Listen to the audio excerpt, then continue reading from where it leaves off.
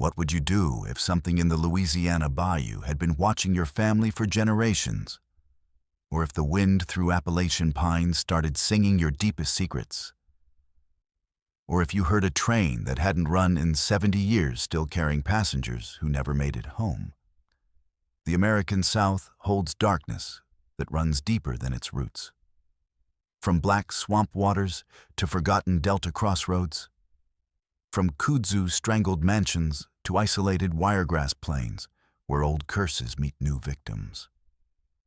Tonight, Verified Fears brings you 11 encounters from the heart of the South, where Spanish moss hangs like funeral shrouds, where folk legends walk among the living, and where some things never die.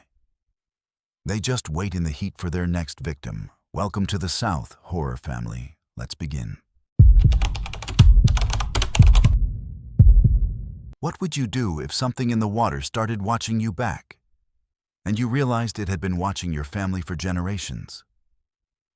My name is Marcel Thibodeau, and I'm a third-generation fishing guide in the deepest parts of the Louisiana bayou.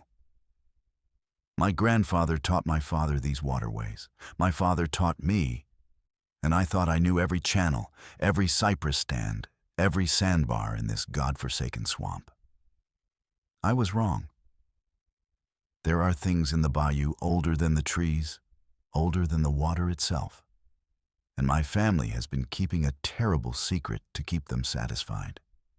It started 3 weeks ago when I took a group of tourists from Dallas deep into the backwater channels where the good fishing is. The kind of place you can only reach by pirogue, where the cypress trees grow so thick the sunlight barely touches the water, and the Spanish moss hangs down like rotting curtains. The air back there is different. It's thick, heavy, like trying to breathe through wet cotton. The smell of decay and wet earth is so strong you can taste it. My clients were the usual type, city people looking for an authentic experience, taking pictures of everything, complaining about the heat and the mosquitoes.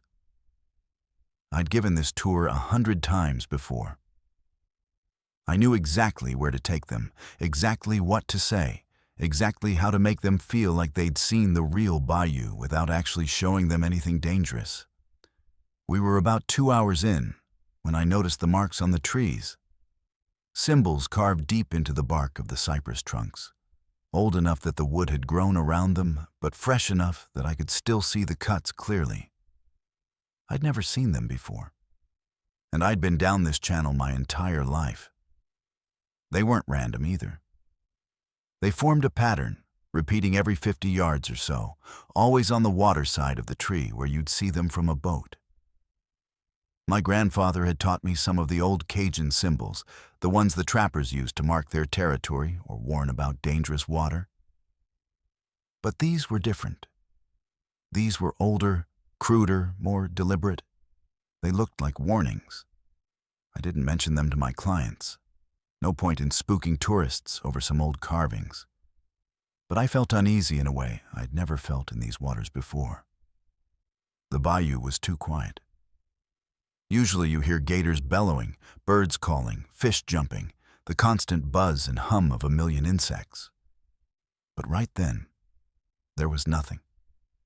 Just the sound of our paddles cutting through the black water and my own breathing getting faster despite myself. One of my clients, a guy named Brad, who'd been talking non-stop since we launched, finally shut up. Even he felt it. That's when Sarah disappeared. 1 second she was in the boat behind mine, taking pictures of an egret, and the next second she was just gone. No splash, no scream, nothing.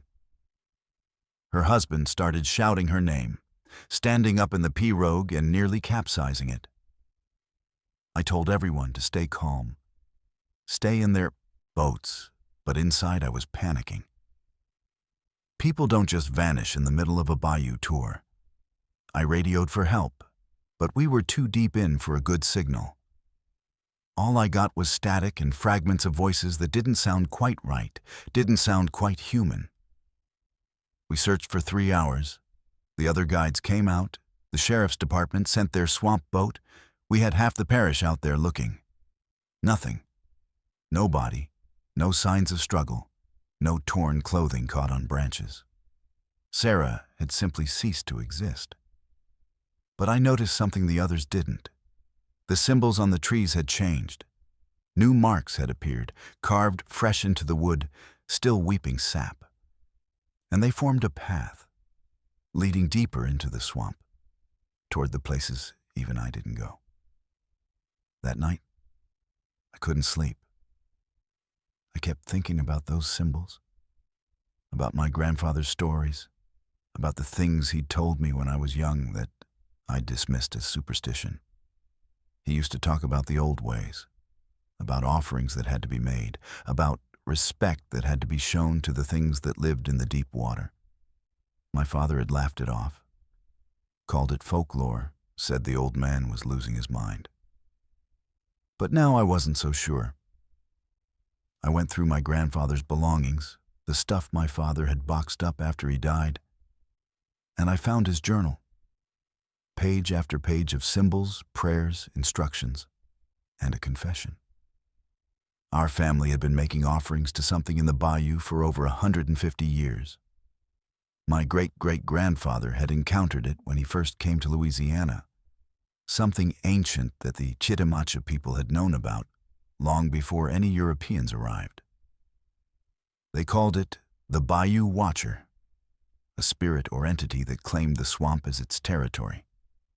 It would allow people to fish, to trap, to make their living from the water, but only if they paid tribute. One life every 7 years, given willingly or taken by force. My great-great-grandfather had made the deal to protect his family, and every generation since had honored it, except my father. He'd refused, called it superstition and nonsense. And he died in the bayou 2 years ago, drowned in 3 feet of water under circumstances that never made sense. I realized with growing horror that I was 7 years past due.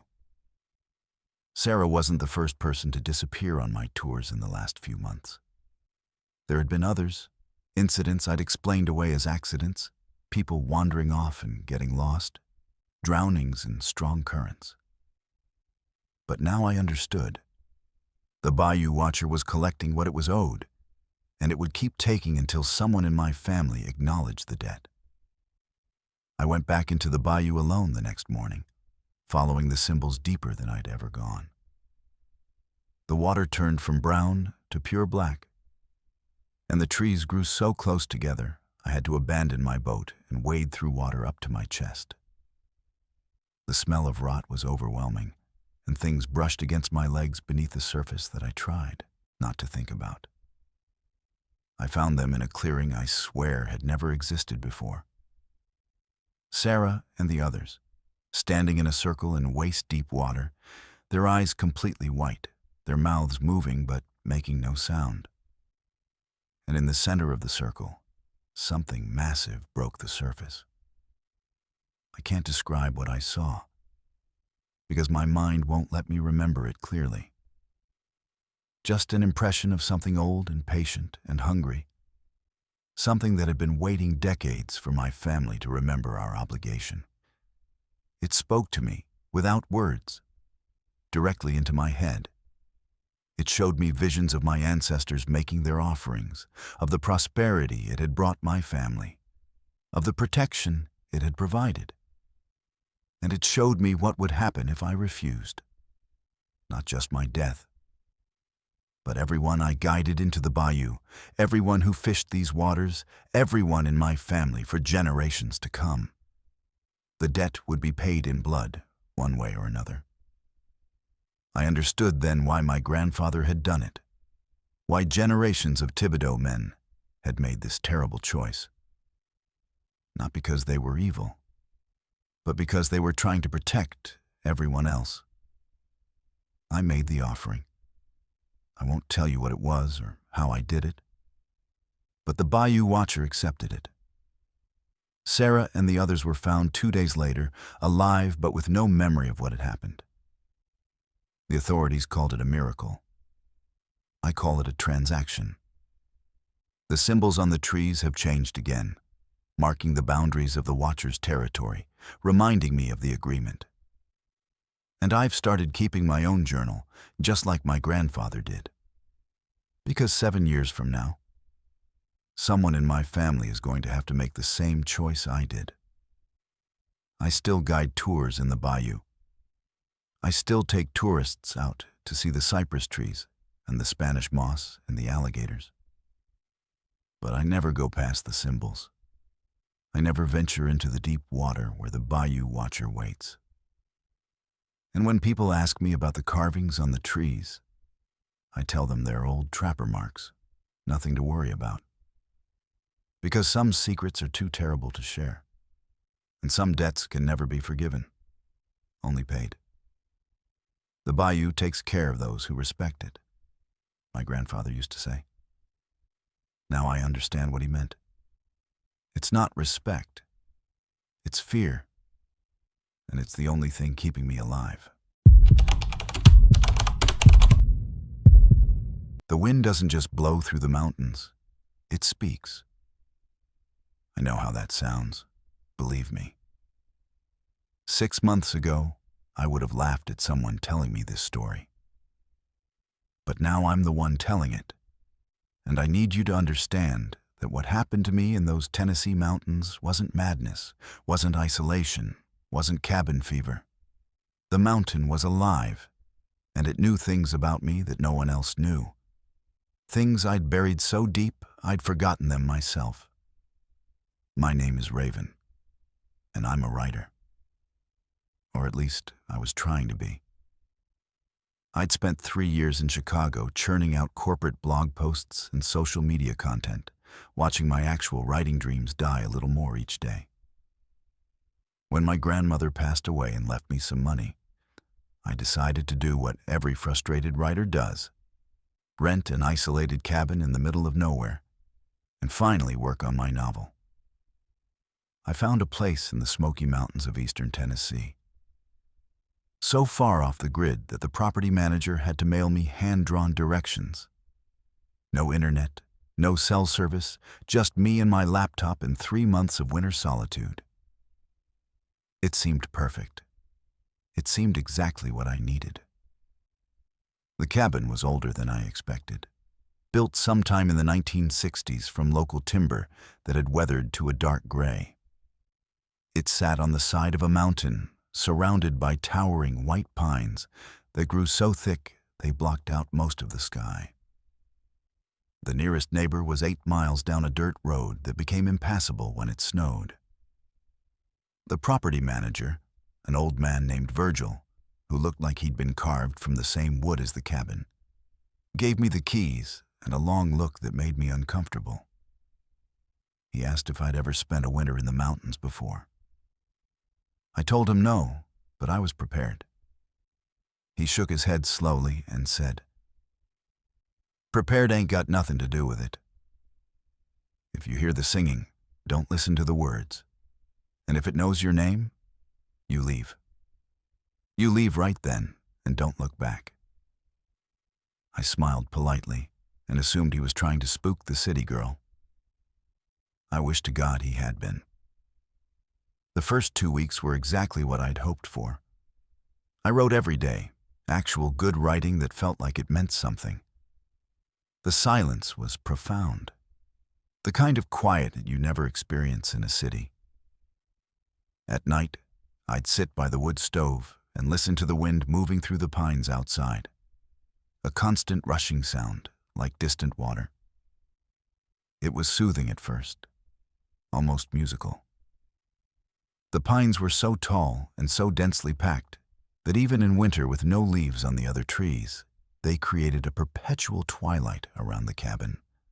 Snow began falling in the second week, heavy and consistent, and within days the road out was completely blocked.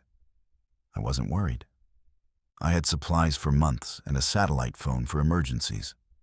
I was finally completely alone with my work. That's when I started to hear the patterns in the wind. It wasn't just random sound anymore. There were rhythms, repetitions, something almost like melody. I told myself I was being imaginative, that my writer's brain was finding patterns where none existed. But the sounds became clearer each night. By the third week, I could swear I heard harmonics, multiple tones weaving together like a choir warming up. And then, one night during a particularly fierce windstorm, I heard words. Not clear, not distinct, but unmistakably language. The wind was singing, and it was singing in English. I tried to ignore it. I turned on my battery-powered radio, played music through my headphones, buried myself in my writing. But the singing persisted, growing stronger, more insistent. It was coming from the pines specifically, I realized. When the wind hit those trees at certain angles, they produced tones that combined into something that shouldn't be possible. I researched it obsessively in the books I'd brought. I learned about Aeolian tones, about how wind moving through objects can create sound, about acoustic phenomena in forests. But none of that explained why the sounds formed words, or why those words seemed directed at me. The singing started, including my name. Raven. The wind would whisper through the pines, drawing it out into multiple syllables. Raven, Raven. And then it began telling me things. Secrets from my childhood, embarrassing moments I'd tried to forget, cruel thoughts I'd had about people I loved, private things, intimate things, things I'd never told another soul. The wind knew that I'd stolen money from my grandmother when I was 16. It knew about the classmate I'd bullied in 7th grade until she changed schools. It knew about the manuscript I'd plagiarized in college, the relationship I'd sabotaged out of jealousy, the friend who'd called me in crisis that I'd ignored because I was too busy. Every mistake, every petty cruelty, every moment of cowardice I'd spent my adult life trying to bury. The mountain sang them all back to me in perfect, horrible detail. I found the journals on the 4th week. They were hidden in a closet I'd been using for storage, tucked behind some old blankets. 5 notebooks, different handwriting in each, all describing the same experience I was having. The singing that started as melody and became words. The mountain that knew impossible things. The previous renters had all documented their time here, and I realized with growing horror that none of them had finished their stays. The last entry in each journal was always frantic, always describing how the singing had moved from revealing past secrets to predicting future ones, to describing events that hadn't happened yet but would, to showing them ways that they would hurt people, ways they would fail, ways they would die. The most recent journal was dated just 6 months ago, written by a man named Thomas who'd come here to finish his dissertation. His final entry was barely legible. It's not just remembering anymore. It's showing me things. It showed me my daughter's accident. It showed me the exact moment. I have to leave. I have to warn her. But the road is gone and the singing says I won't make it down the mountain, and it's never been wrong about anything else. There were no more entries. I looked him up on my satellite phone's limited internet. Thomas Brennan had died in a fall on the mountain 6 months ago. His daughter had died in a car accident 3 weeks later, exactly as the singing had apparently predicted. I should have left immediately. I should have hiked out regardless of the snow, the cold, the blocked road. But part of me didn't want to leave. Part of me needed to know what the mountain would tell me next. Because as terrifying as the revelations were, they were also true. The mountain wasn't lying, wasn't exaggerating. It was holding up a mirror to my entire life, showing me exactly who I was behind all the stories I told myself. And the worst part was that I was starting to hear the predictions. Quiet whispers between the revelations about the past, glimpses of possible futures. The singing told me I would betray someone I loved within the year. It told me I would make a choice that would ruin a stranger's life. It told me I would become the person I'd always been terrified of becoming. I tried to fight it. I went outside and screamed at the trees, demanding silence. The wind only laughed, a sound like breaking glass. I tried to cut down one of the pines with the cabin's axe, but after 3 hours of chopping, I'd barely made a dent. And the singing grew louder, angrier, more personal. It started describing my mother's death, which hadn't happened yet, but would, in details so specific, I vomited in the snow. It described the exact words I would say to my sister that would make her never speak to me again. It described the novel I was working on, revealing plot points I hadn't written yet, showing me how it would be rejected by every publisher, how I would give up writing entirely, how I would die in obscurity, having accomplished nothing. On the 32nd night, I understood. The mountain wasn't haunted. The mountain was conscious. The pines were its voice, and the wind was its breath. And it had been here long before humans arrived, and would be here long after we were gone. It didn't hate us. It was worse than that. It was indifferent.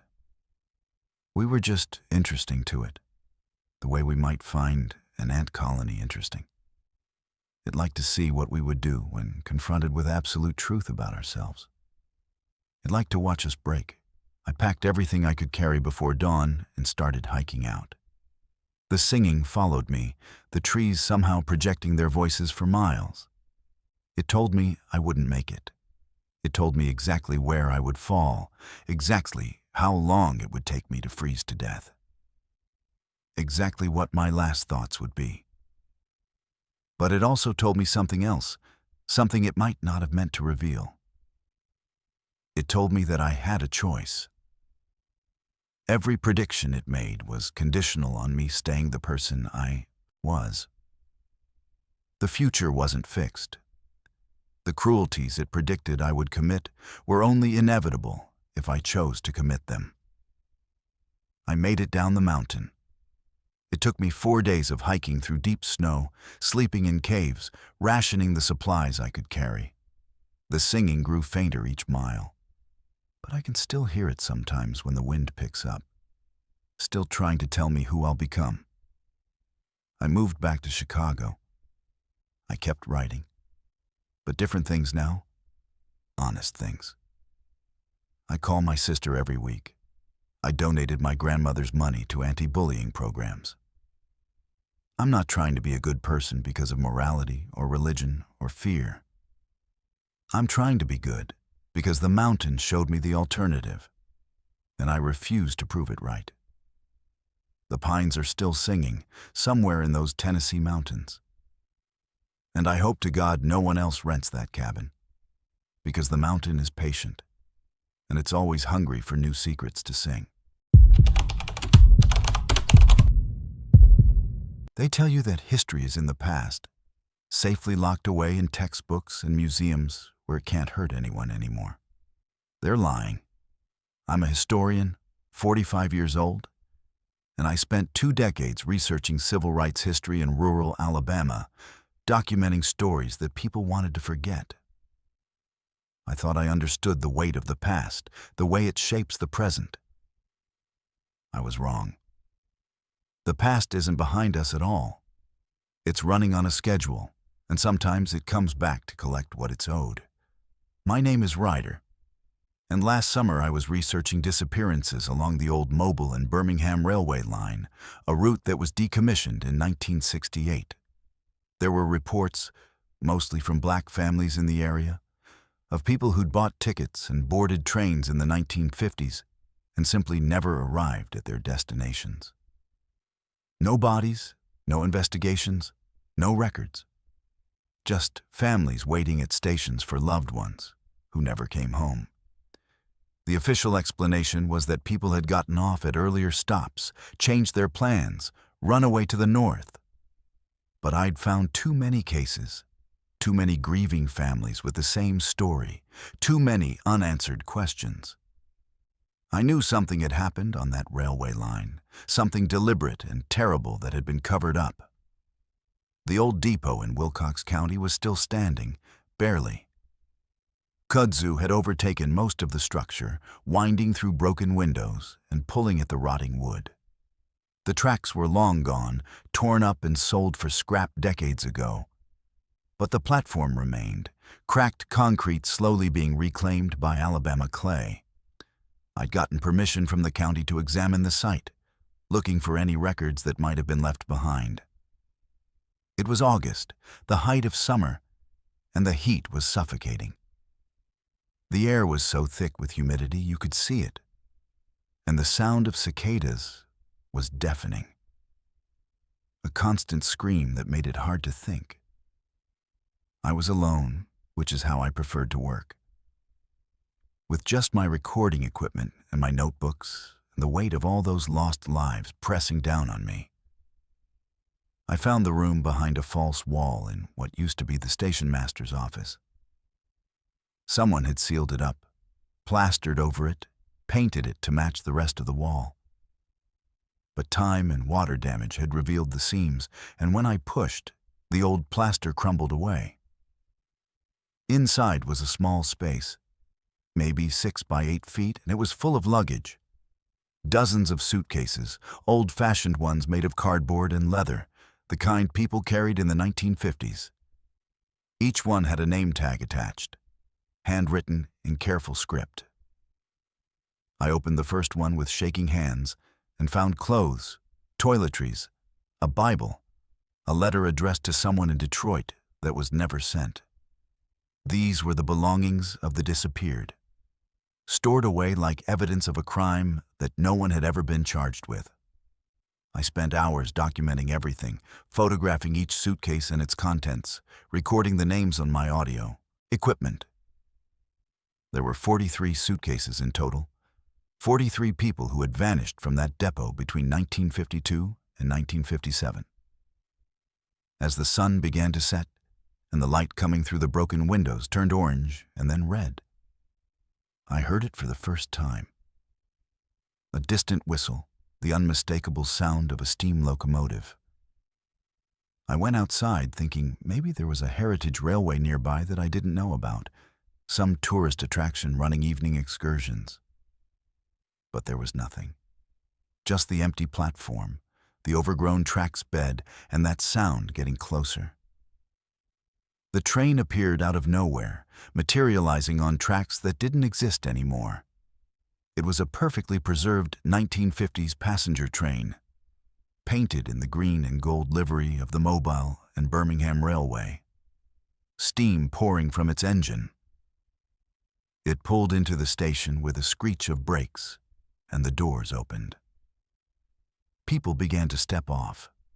Black men and women dressed in the clothing of 70 years ago, carrying the same suitcases I'd just been cataloging inside the depot. They looked confused, disoriented, checking pocket watches and asking each other what had happened, why the station looked so different.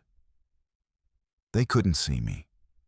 I was standing right there on the platform. But they looked through me like I was the ghost. I watched as a white man in a conductor's uniform stepped off the train, followed by 3 other white men in clothes that marked them as local, as people of authority in 1950s Alabama. The conductor was holding a clipboard, calling out names. As each passenger acknowledged their name, the men grabbed them, forced them back onto the train despite their protests and screams. I understood then what I was witnessing. These people hadn't simply disappeared. They'd been taken, rounded up under some pretense, loaded back onto a train that would take them somewhere they'd never return from. This was a lynching, mass murder disguised as railroad operations. And I was watching it happen in real time 70 years after the fact. I tried to intervene, screaming at them to stop, running toward the passengers to warn them.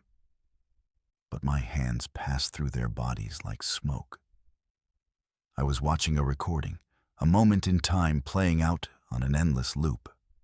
The train filled up with screaming, crying passengers who understood now that they were being taken to their deaths. The conductor blew his whistle, and the train began to pull away from the station. As it picked up speed, I saw faces pressed against the windows, hands beating on the glass, mouths open in silent screams that the cicadas drowned out. The train disappeared into the gathering darkness, and suddenly I was alone again on an empty platform, standing on concrete cracked by 70 years of weather, with no tracks and no train, and only the cicadas for company. I should have left then. I should have gone back to my car, driven to the nearest town, contacted the authorities. But I was a historian. This was evidence of a massacre that had been erased from history, and I needed to understand what had happened. I went back inside the depot and found the station master's logbooks, decades old and water-damaged, but still partially legible. The entries for those years were coded, but once I understood the system, it was horrifyingly clear. The station master had been working with local law enforcement and the railway company to identify black passengers traveling north.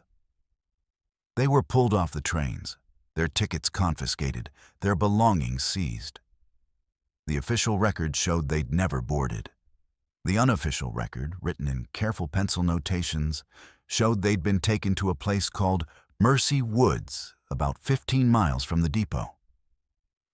I found Mercy Woods on a county map from 1955.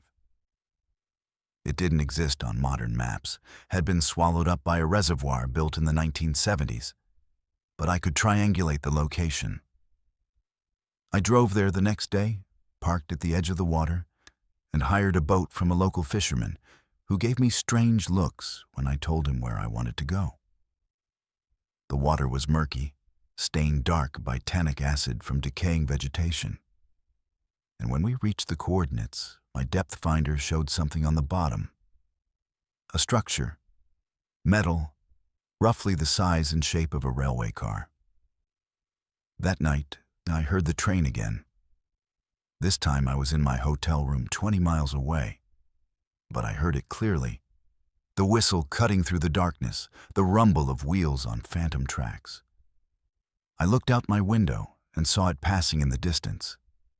A ghostly light moving through the Alabama night, heading back toward the depot. I drove there, arriving just as the train pulled in. The same scene played out, the same passengers stepping off, the same conductor calling names, the same forced boarding. But this time, one of the passengers saw me. A young woman, couldn't have been more than 20, locked eyes with me as they dragged her toward the train. She mouthed 2 words: "Help us." I realized then that this wasn't just a recording. This was a loop, a moment in time that was repeating, and the people trapped in it knew they were trapped. They'd been living this night over and over for 70 years, stepping off the train with hope, being forced back on with terror, dying again and again in those woods that were now underwater. The woman who'd seen me broke away from the conductor and ran toward me, reaching out her hand. When our fingers touched, the world lurched sideways, and suddenly I wasn't on the platform anymore. I was on the train, surrounded by terrified passengers, and the year was 1955. The train was heading to the woods. I could see it through the windows, the dark trees growing closer. The passengers were praying, crying, holding each other. Some were trying to break the windows, but the glass wouldn't shatter. The conductor walked through the car, that same clipboard in his hand, checking off names like he was taking attendance. When he got to me, he stopped, confused. "You're not on the list," he said, and his face twisted into something inhuman, something ancient and hungry. "But the train takes everyone who knows. The train always collects." I don't remember how I got off. One moment I was trapped in 1955, heading towards certain death, and the next I was lying on the platform in 2025, gasping for air, my clothes soaked with sweat that smelled like coal smoke and terror. The train was gone. The sun was rising. I ran to my car and drove straight through to Atlanta, didn't stop until I was 300 miles away. But distance doesn't matter. Every night at midnight, I hear that whistle. Every night, I see that train in my dreams. And every night, more passengers see me watching. They're reaching out now, all of them, trying to pull me back, trying to make me share their loop of death and resurrection. The past isn't past. It's a train that runs on schedule. And I bought a ticket the moment I opened that sealed room. I'm writing this down because I need someone to know what happened in Wilcox County to those 43 people whose names are carved on my memory like scars. I'm writing this because the train is getting closer and I think my ticket is about to be punched. If you're reading this, if you find my research, don't go to that depot. Don't look for that train. Some history shouldn't be uncovered because the past doesn't want to be known. It wants company. And the midnight train is always looking for passengers who remember. I never believed in curses until I watched a rose bush grow a human hand. Not around a hand, not over a hand, but actually produce one from its roots, like it was the most natural thing in the world.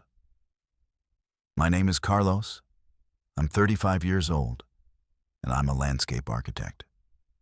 I work with soil and seeds and living things every day, so I understand how plants grow. What I saw in that South Carolina garden wasn't growth. It was resurrection, and it was revenge. The job seemed perfect when it came through. A historical society had acquired the old Belmont plantation outside Charleston, one of those antebellum estates that tourists love to visit, so they can pretend the past was romantic instead of horrific. They wanted the gardens restored to their original glory, based on plans from 1847. The pay was incredible, the timeline was generous, and it would be the kind of portfolio piece that could define my career. I took the job without hesitation, drove down from Charlotte with a truck full of equipment, and met the Historical Society director on a humid morning in late March, when the azaleas were just starting to bloom and the air smelled like pluff mud and Confederate jasmine. The gardens had been abandoned for decades, left to grow wild after the last private owner died in the 1970s. What remained was a twisted jungle of overgrown hedges, volunteer trees, and invasive species choking out whatever formal design had once existed. But underneath the chaos, I could see the bones of something magnificent. Brick pathways buried under decades of leaf litter, the crumbling remains of a fountain, the geometric patterns of what had been elaborate parterres. I spent the first week just surveying, taking measurements, clearing away enough undergrowth to understand what I was working with. That's when I found the iron fence, half buried and completely hidden by wisteria vines, marking off a section of the property that wasn't on any of the original garden plans. Inside the fence was different soil, darker, richer, almost black compared to the red clay everywhere else on the property. Nothing was growing there, which was strange because South Carolina low country will grow anything. I should have been looking at 50 years of accumulated vegetation. But instead, it was bare earth, as if something was preventing anything from taking root. I mentioned it to the Historical Society director, a woman named Faith who'd spent 30 years studying the plantation. Her face went carefully neutral, and she told me that area wasn't part of the restoration project. When I pressed her, she finally admitted it had been a burial ground for enslaved people, and they were working with descendant communities to properly memorialize the site. She asked me, very politely, not to disturb it. I agreed, of course. I'm not a monster. But the barrier between the burial ground and the garden I was restoring was less than 10 feet in some places. And as I began excavating and replanting, I kept finding things. Buttons made of bone, pieces of pottery, scraps of fabric that disintegrated when I touched them, and bones. Small ones at first, animal bones, I told myself, though I knew they weren't.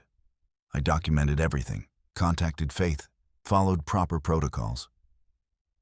But I didn't stop working. I should have stopped working. The plans I was following had been drawn by a man named Cornelius Belmont, the plantation owner who designed the gardens as a gift for his wife. They were beautiful plans, intricate and ambitious, calling for plants from around the world, complex water features, hidden grottos, and maze-like paths. As I studied them more closely, I realized the garden had been designed with the burial ground as its focal point. Every pathway led toward it. Every sight line directed the eye to it, as if Cornelius had been obsessed with that particular piece of ground. I found his journals in the Historical Society archives, expecting horticultural notes. What I found instead was documentation of his experiments. Cornelius Belmont had been interested in botany, but not in any scientific way. He'd been trying to prove that the soil enriched by the dead could produce superior plants. He'd experimented with different fertilizers, different combinations of human and animal remains, carefully noting which plants thrived when planted over bodies. The journals were clinical, detached, horrifying. He'd recorded the names of enslaved people he'd had buried in specific locations, then documented what he'd planted above them and how well it grew. The garden wasn't just built near the burial ground. The garden was the burial ground, expanded and elaborated over decades, with bodies buried according to a precise botanical plan. I should have quit the job immediately. I should have exposed what I'd found and walked away. But I'd already torn up half the garden by then, already replanted sections according to Cornelius's plans. And the plants were growing like nothing I'd ever seen. Roses that bloomed overnight, reaching full maturity in days instead of months. Boxwoods that grew 6 inches in a week. Azaleas producing flowers so vibrant they almost hurt to look at. The Historical Society was thrilled, already planning the grand opening, already advertising the miraculous restoration. I told myself I'd finish the job and then tell them the truth. I told myself I could make this right. The plants started changing in late April. The roses developed thorns that looked less like wood and more like bone, sharp and slightly curved like claws. The wisteria vines moved when there was no wind, reaching and grasping. The boxwoods grew in patterns that weren't quite geometric, forming shapes that looked almost like letters, almost like words. I worked longer hours, trying to prune everything back to something normal. But the plants grew back overnight, always in those same disturbing patterns. Other workers started quitting, claiming they heard voices in the garden, saw things moving in their peripheral vision. I was alone by the beginning of May, just me and the plants and whatever was waking up underneath them. The hand emerged on May 7th, reaching up through the roots of a noisette rose I'd planted over what the plans indicated had been a flower bed. But what I now knew, it had been a grave. It was brown and desiccated at first. But as I watched in paralyzed horror, it began to fill out, gaining substance and color. The rose bush pulsed, its roots visible above ground now, wrapped around the arm like veins. Other plants started doing the same thing. Faces pressing up through the soil beneath the boxwoods, bodies tangled in the wisteria roots, dozens of people clawing their way toward the surface, using the plants as scaffolding to pull themselves back into the world. I ran for my truck, but the garden had grown across the pathways, blocking every exit. The plants weren't just alive anymore. They were directed, purposeful, working together. Vines wrapped around my ankles and pulled me down. Roots erupted from the soil and pinned my arms. The people emerging from the ground surrounded me, and I saw that they weren't quite whole. They were part plant now, or the plants were part them. Skin blending into bark, hair tangling with leaves. They looked at me with eyes that were human and something else. Something that had spent 170 years underground, feeding plants with their bodies, becoming part of the ecosystem that had consumed them. One of them spoke. A woman whose voice sounded like wind through branches. She told me they'd been waiting, aware the entire time they'd been buried, feeling themselves being used to nourish flowers that wealthy people admired. She told me about the root doctor who'd been buried among them, a woman who'd placed a working on the soil before she died, a curse that would activate when someone tried to restore Cornelius's garden. The plants had been listening all along, remembering every person buried beneath them, waiting for enough living matter to fuel the resurrection. And I'd given it to them. Every plant I'd added, every fertilizer application, every watering had fed the working, strengthened it, until there was enough life in the garden to pull the dead back through. They didn't kill me. What they did was worse. They showed me everyone who'd been buried there, made me know their names and stories. They made me understand that Cornelius hadn't just used the dead as fertilizer. He'd murdered people specifically for his experiments, chosen them based on which plants he wanted to grow, documented their deaths alongside his planting schedules. And then they gave me a choice. I could help them get justice, or I could join them in the soil and spend the next century feeding whatever grew above my grave. I became their gardener. I documented everything, photographed the bodies emerging from the roots, recorded their testimonies. I contacted journalists, historians, descendant communities. The Historical Society tried to cover it up at first. But there were too many witnesses by then. Too many plants blooming with impossible vitality. Too many people seeing things in that garden that couldn't be explained. The plantation was shut down, the restoration canceled. They wanted to tear everything up, remove the plants, properly excavate the burial ground. The plants wouldn't allow it. Every time someone tried to dig, the roots fought back, the vines attacked, the flowers released pollen that made people sick. So now I maintain it. I'm the only one the garden tolerates, because I know the names.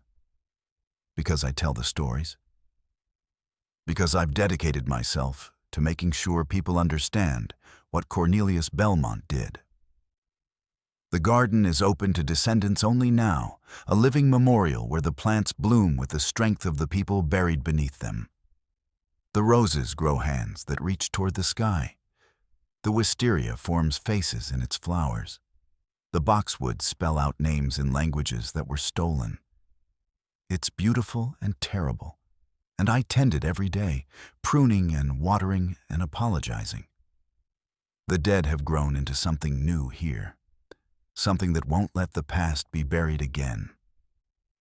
And every time I work the soil, I feel them underneath, patient and permanent. Roots that run deeper than any garden ever could.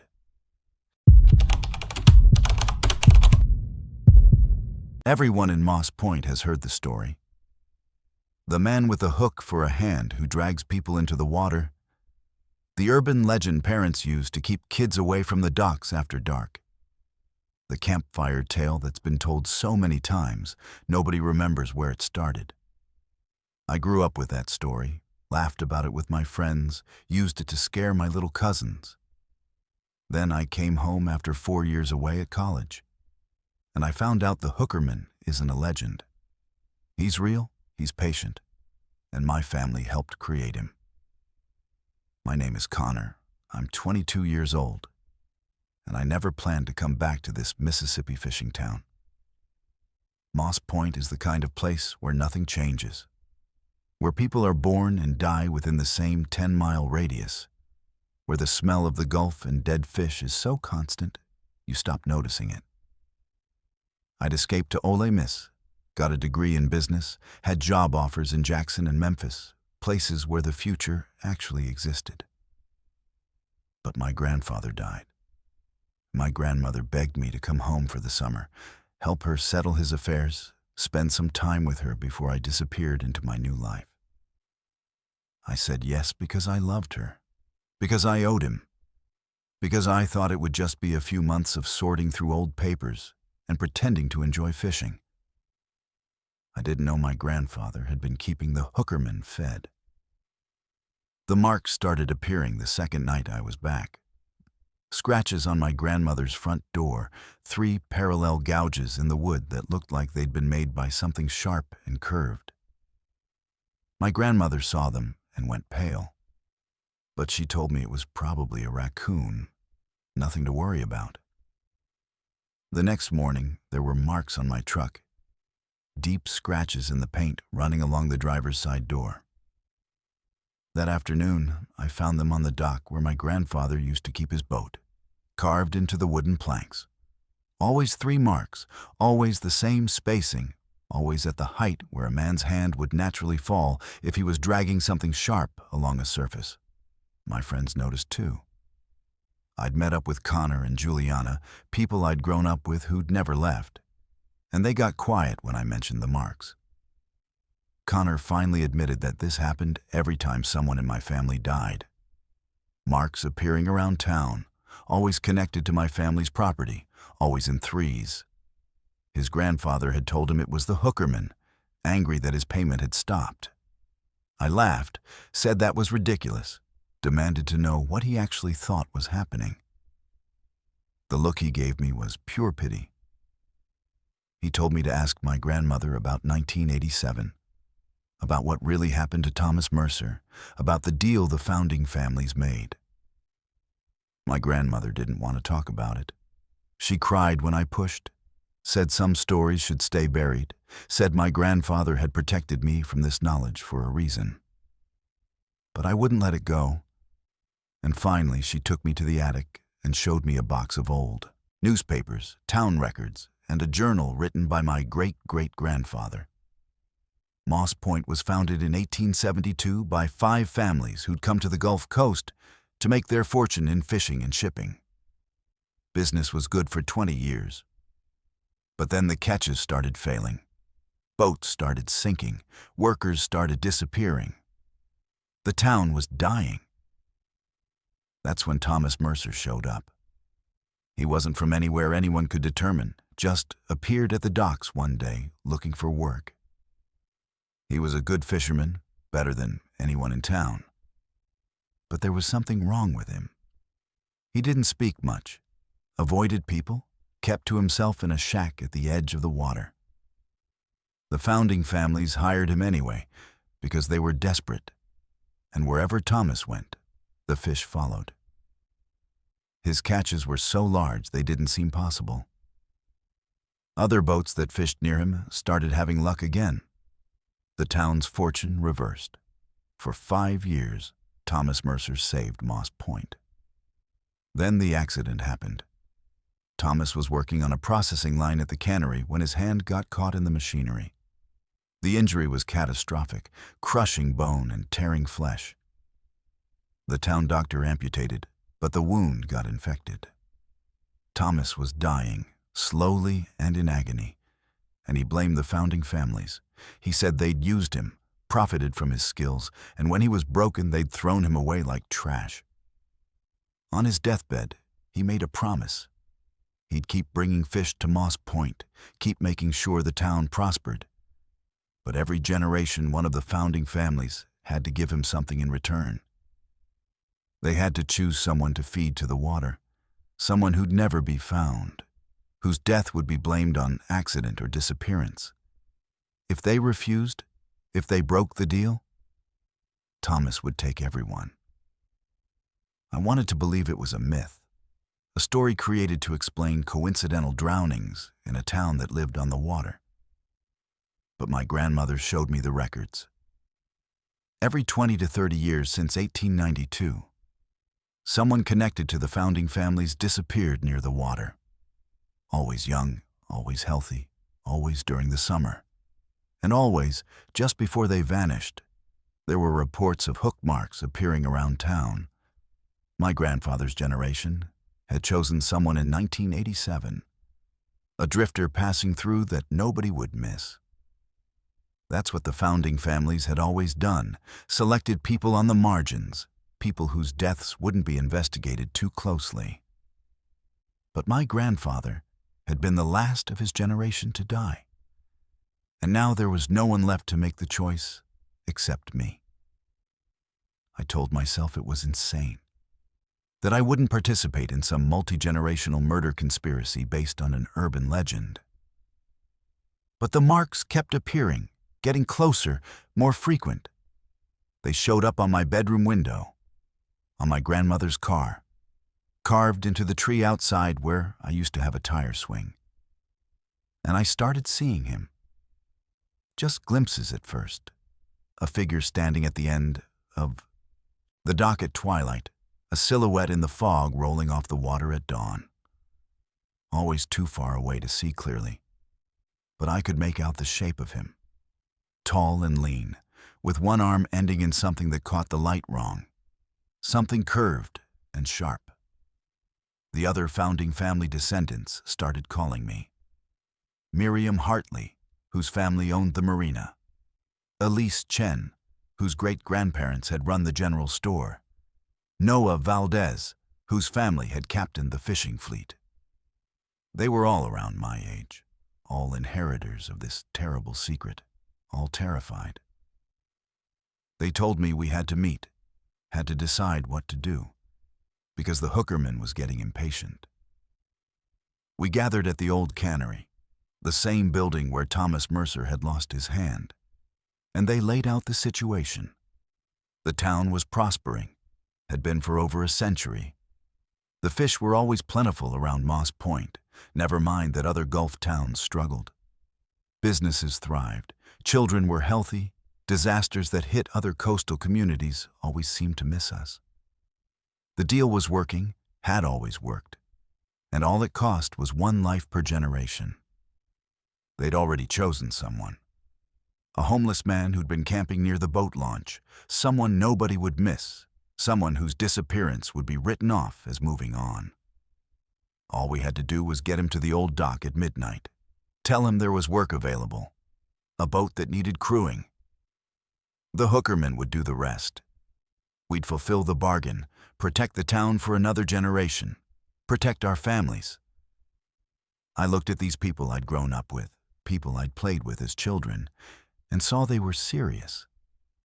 They were actually planning to murder someone to appease an urban legend. I said no. I told them it was insane, that we couldn't kill someone based on a story, that we needed to break the cycle instead of continuing it. They looked at me like I'd signed all our death warrants. Miriam said I didn't understand, that refusing the Hookerman didn't mean he just went away. He took his payment one way or another, and if we didn't choose, he'd choose for us. He'd take family members, friends, anyone connected to the founding families. Would keep taking until the debt was paid in blood. I still said no. I left that cannery and drove straight to the police, ready to report what I'd heard, ready to expose the whole thing. I never made it to the station. My truck died half a mile from the cannery, just stopped running for no reason. I got out to check under the hood, and that's when I saw him clearly for the first time.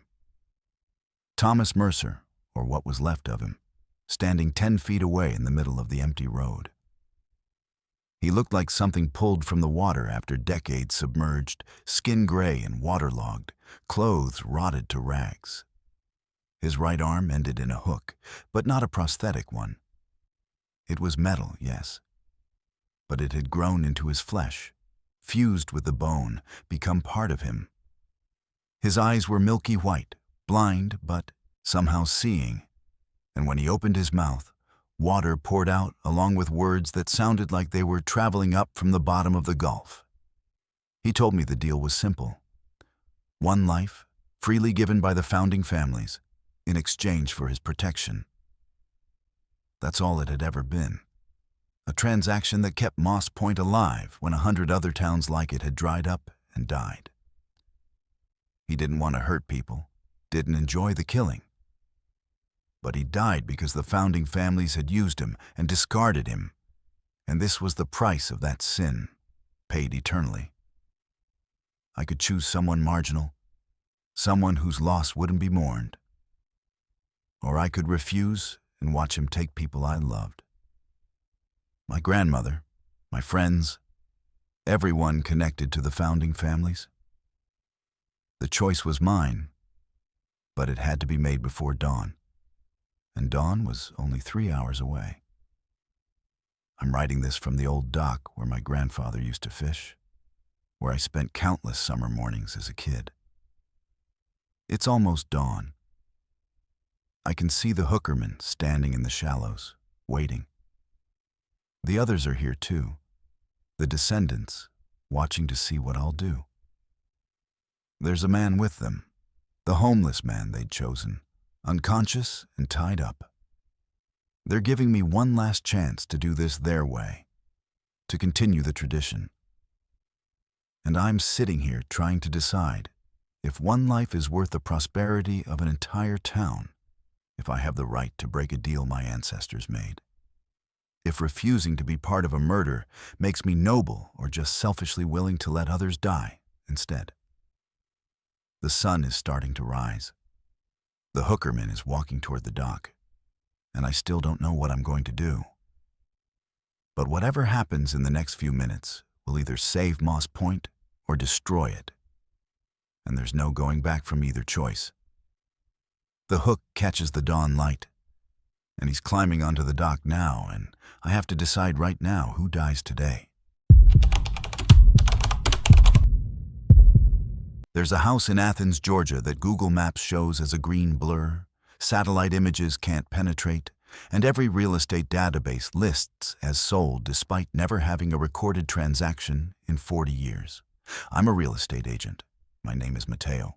I'm 40 years old, and I thought I'd seen every kind of property disaster in my 15-year career.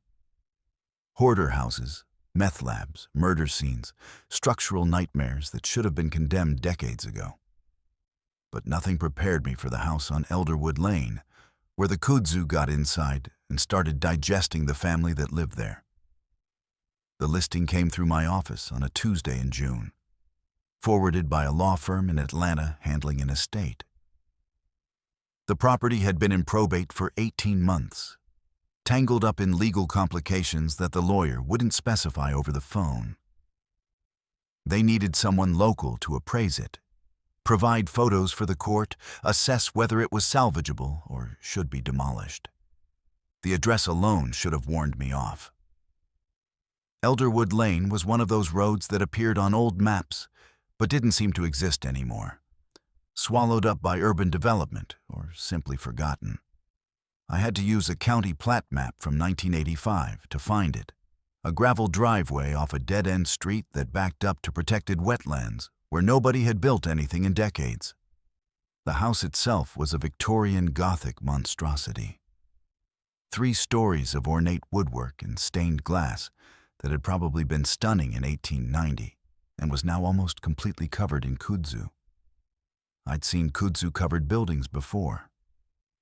It's the plague of the South, an invasive vine from Japan that grows a foot a day during summer and swallows everything in its path. Abandoned barns, old cars, entire forests get consumed by the stuff. But this was different.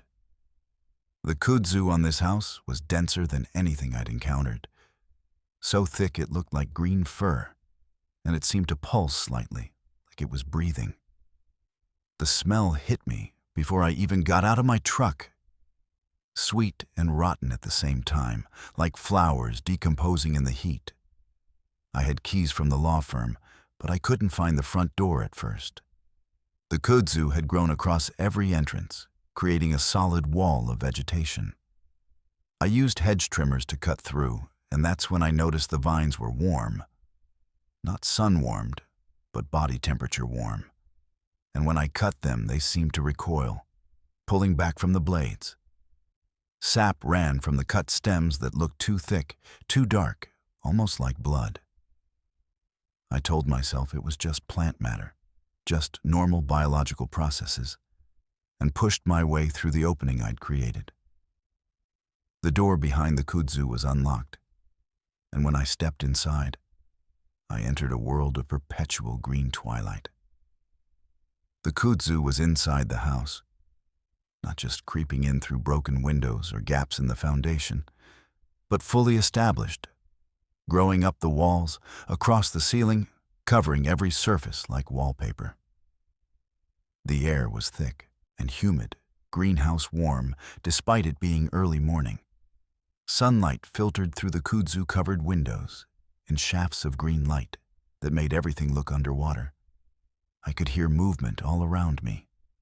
The constant rustling of growing leaves, the creak of vines shifting position. Nothing should grow this vigorously indoors. Nothing should survive without proper soil and drainage. But the kudzu didn't seem to care about normal botanical rules. It was thriving. And as my eyes adjusted to the dim light, I realized the house wasn't empty. There were people here, or what was left of people. I saw them throughout the first floor, partially absorbed into the kudzu growth, bodies wrapped in vines that had grown through their clothing and into their flesh. A woman in the living room, seated on a couch that no longer existed, her body held upright by the vines threaded through her torso. A man in the kitchen, standing at a stove that was buried in vegetation, his hand extended toward a kettle that had become a planter for kudzu flowers. A child on the stairs, 1 foot raised mid-step, frozen in the act of running. They'd been mummified by the plant growth, preserved in position like Pompeii victims, and the most horrible part was that they looked recent.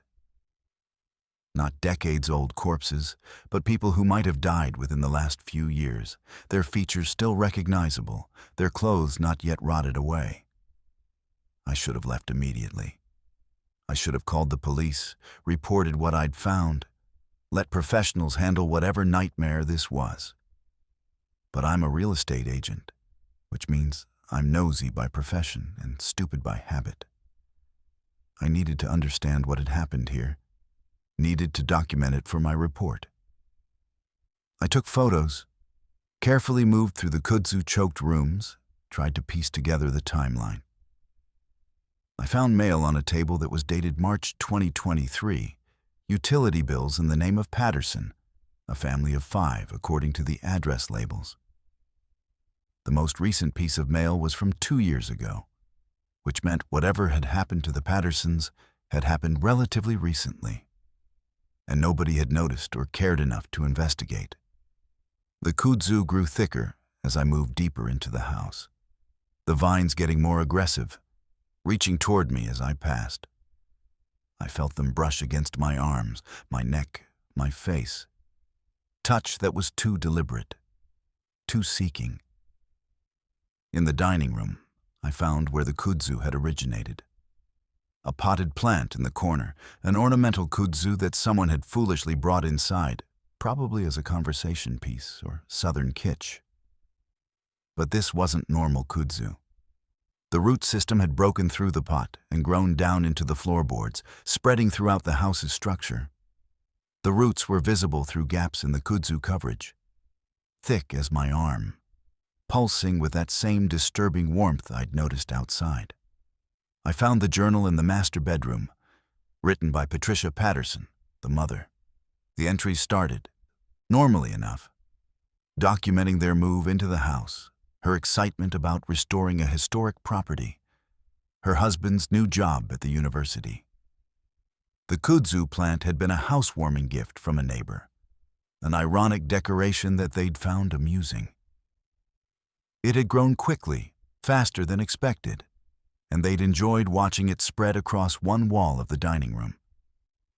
They'd even fed it, she wrote, treating it like a pet, giving it water and fertilizer and affection. That's when things started changing. The kudzu began growing outside its designated area, spreading to other rooms despite their efforts to prune it back. It grew faster at night, they realized, and seemed to respond to their presence, vines turning toward them when they entered a room. Patricia's husband thought it was phototropism, the plant seeking light. But Patricia wasn't sure. The kudzu seemed aware, seemed to be learning their patterns, their routines. Then their youngest child, Emma, age 7, went missing inside the house. They searched for hours, tearing through the kudzu growth that had filled the first floor, and found her unconscious in the dining room, wrapped in vines that had grown around her while she napped. She was unharmed, but changed, Patricia wrote. Quieter, more distant. And she spent all her time near the kudzu, talking to it like it could understand. The journal entries became more frantic after that. The whole family was changing, spending more time in the kudzu-covered rooms, sitting still for hours while the vines grew around them. Patricia's husband said it was peaceful, meditative, like the plant was sharing something with them. Patricia tried to leave, tried to take the children and run, but she couldn't make herself go. The kudzu had gotten into her somehow, she wrote, into all of them.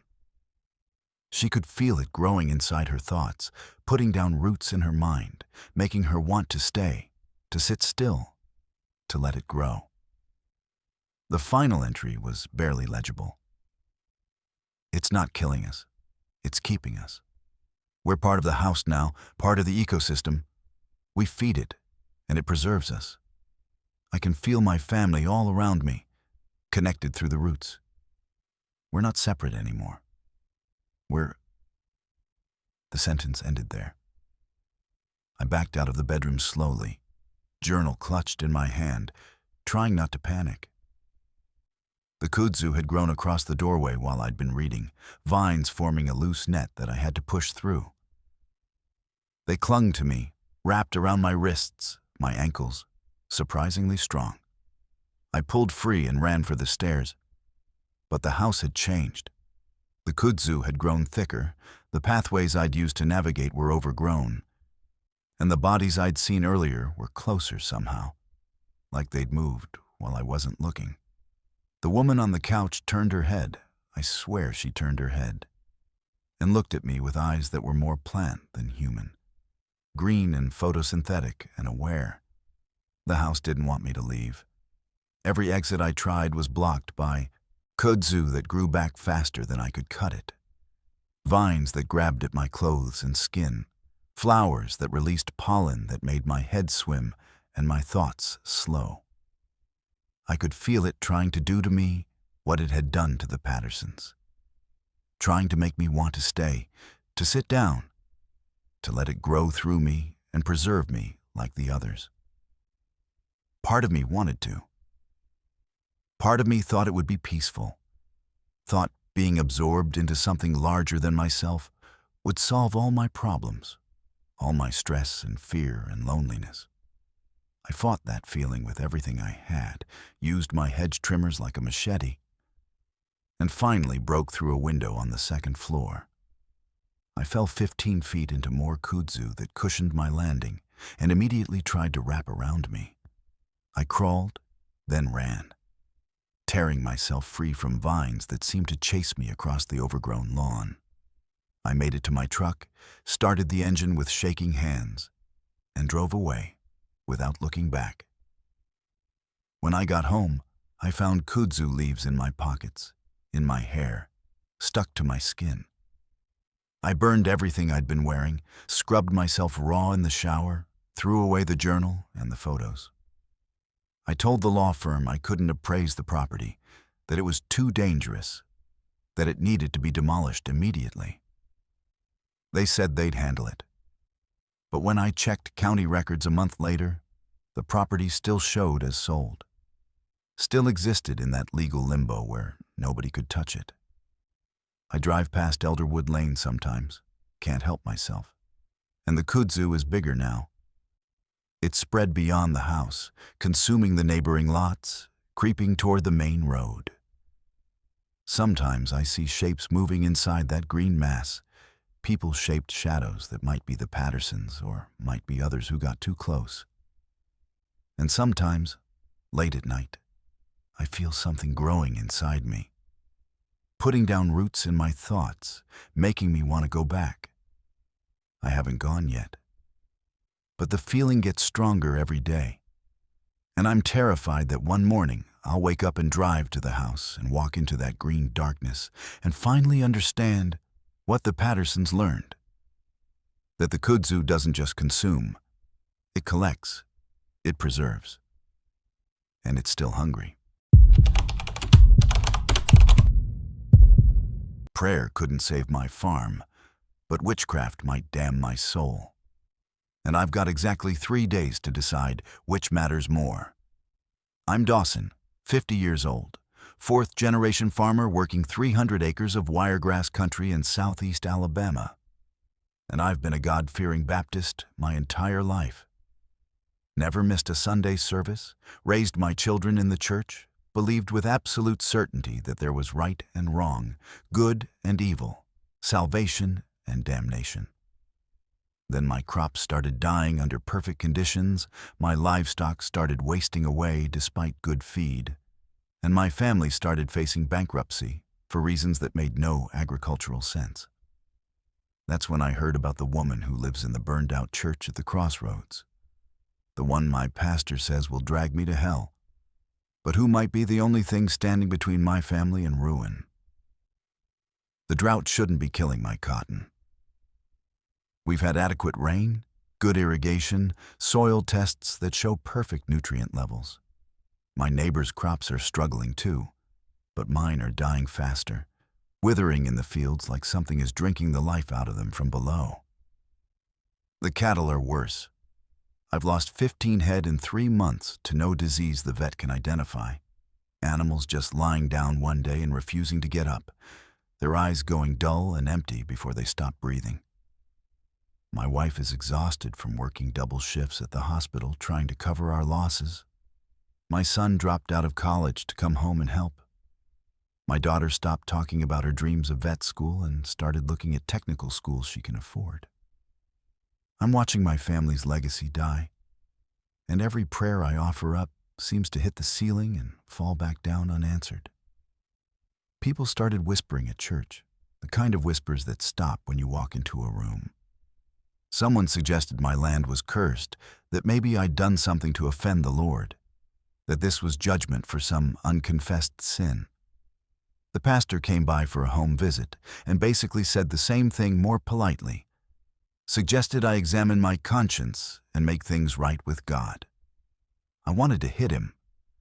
I wanted to scream that I'd been faithful my entire life, that I'd tithed when I couldn't afford it, that I'd served on every committee and volunteered for every church function, that if this was God's reward for devotion, then the whole system was broken. I didn't say any of that. I thanked him for his concern and showed him out. And then I sat in my kitchen and cried for the first time since my father died. That's when my farmhand Calvin told me about the witch. He'd worked for my family for 20 years, never spoke much about his own beliefs. But he came to me that evening and said there were other ways to solve problems like mine. He said there was a woman who lived out in the wiregrass, in what was left of an old church that had burned down in the 1960s. And she knew things the preachers didn't want to admit existed. She could help, he said, but it would cost me. Not money necessarily, but something. He wouldn't say what. He just gave me directions, told me to go at dusk, and warned me that once I asked for her help, I couldn't undo it. I told him I wasn't interested in witchcraft or devil worship or whatever backward superstition he was suggesting. He looked at me with something like pity and said, "Suit yourself. But your faith ain't saving your farm, and pride ain't gonna feed your family." I lasted 2 more weeks before I went. 2 weeks of watching more cattle die, more crops fail, more bills pile up that I couldn't pay. 2 weeks of my wife's face getting more drawn and tired, my children's dreams getting smaller and more practical. 2 weeks of praying to a God who seemed to have turned his back on everything I'd built. I drove out to the crossroads at dusk on a Wednesday, feeling like Peter denying Christ, feeling like Judas counting silver, feeling like I was about to step across a line that I could never step back over. The burned church was exactly where Calvin said it would be.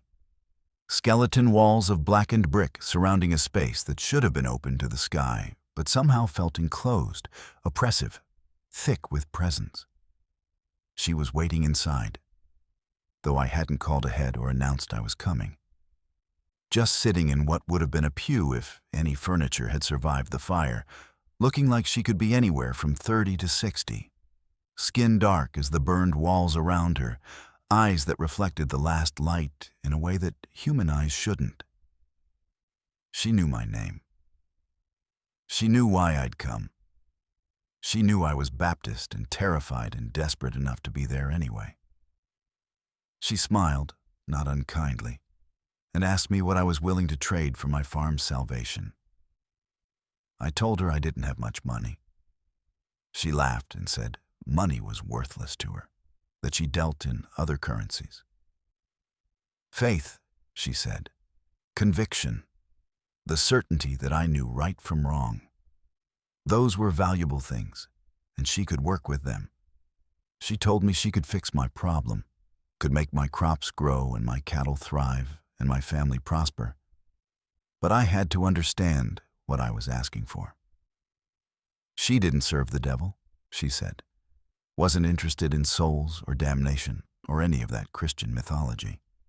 She worked with older powers, things that had been in the wiregrass long before churches and crosses, things that didn't care about human morality, but would honor a proper exchange. She could give me 7 years of prosperity, guaranteed. My crops would never fail, my livestock would be healthy, my family would want for nothing.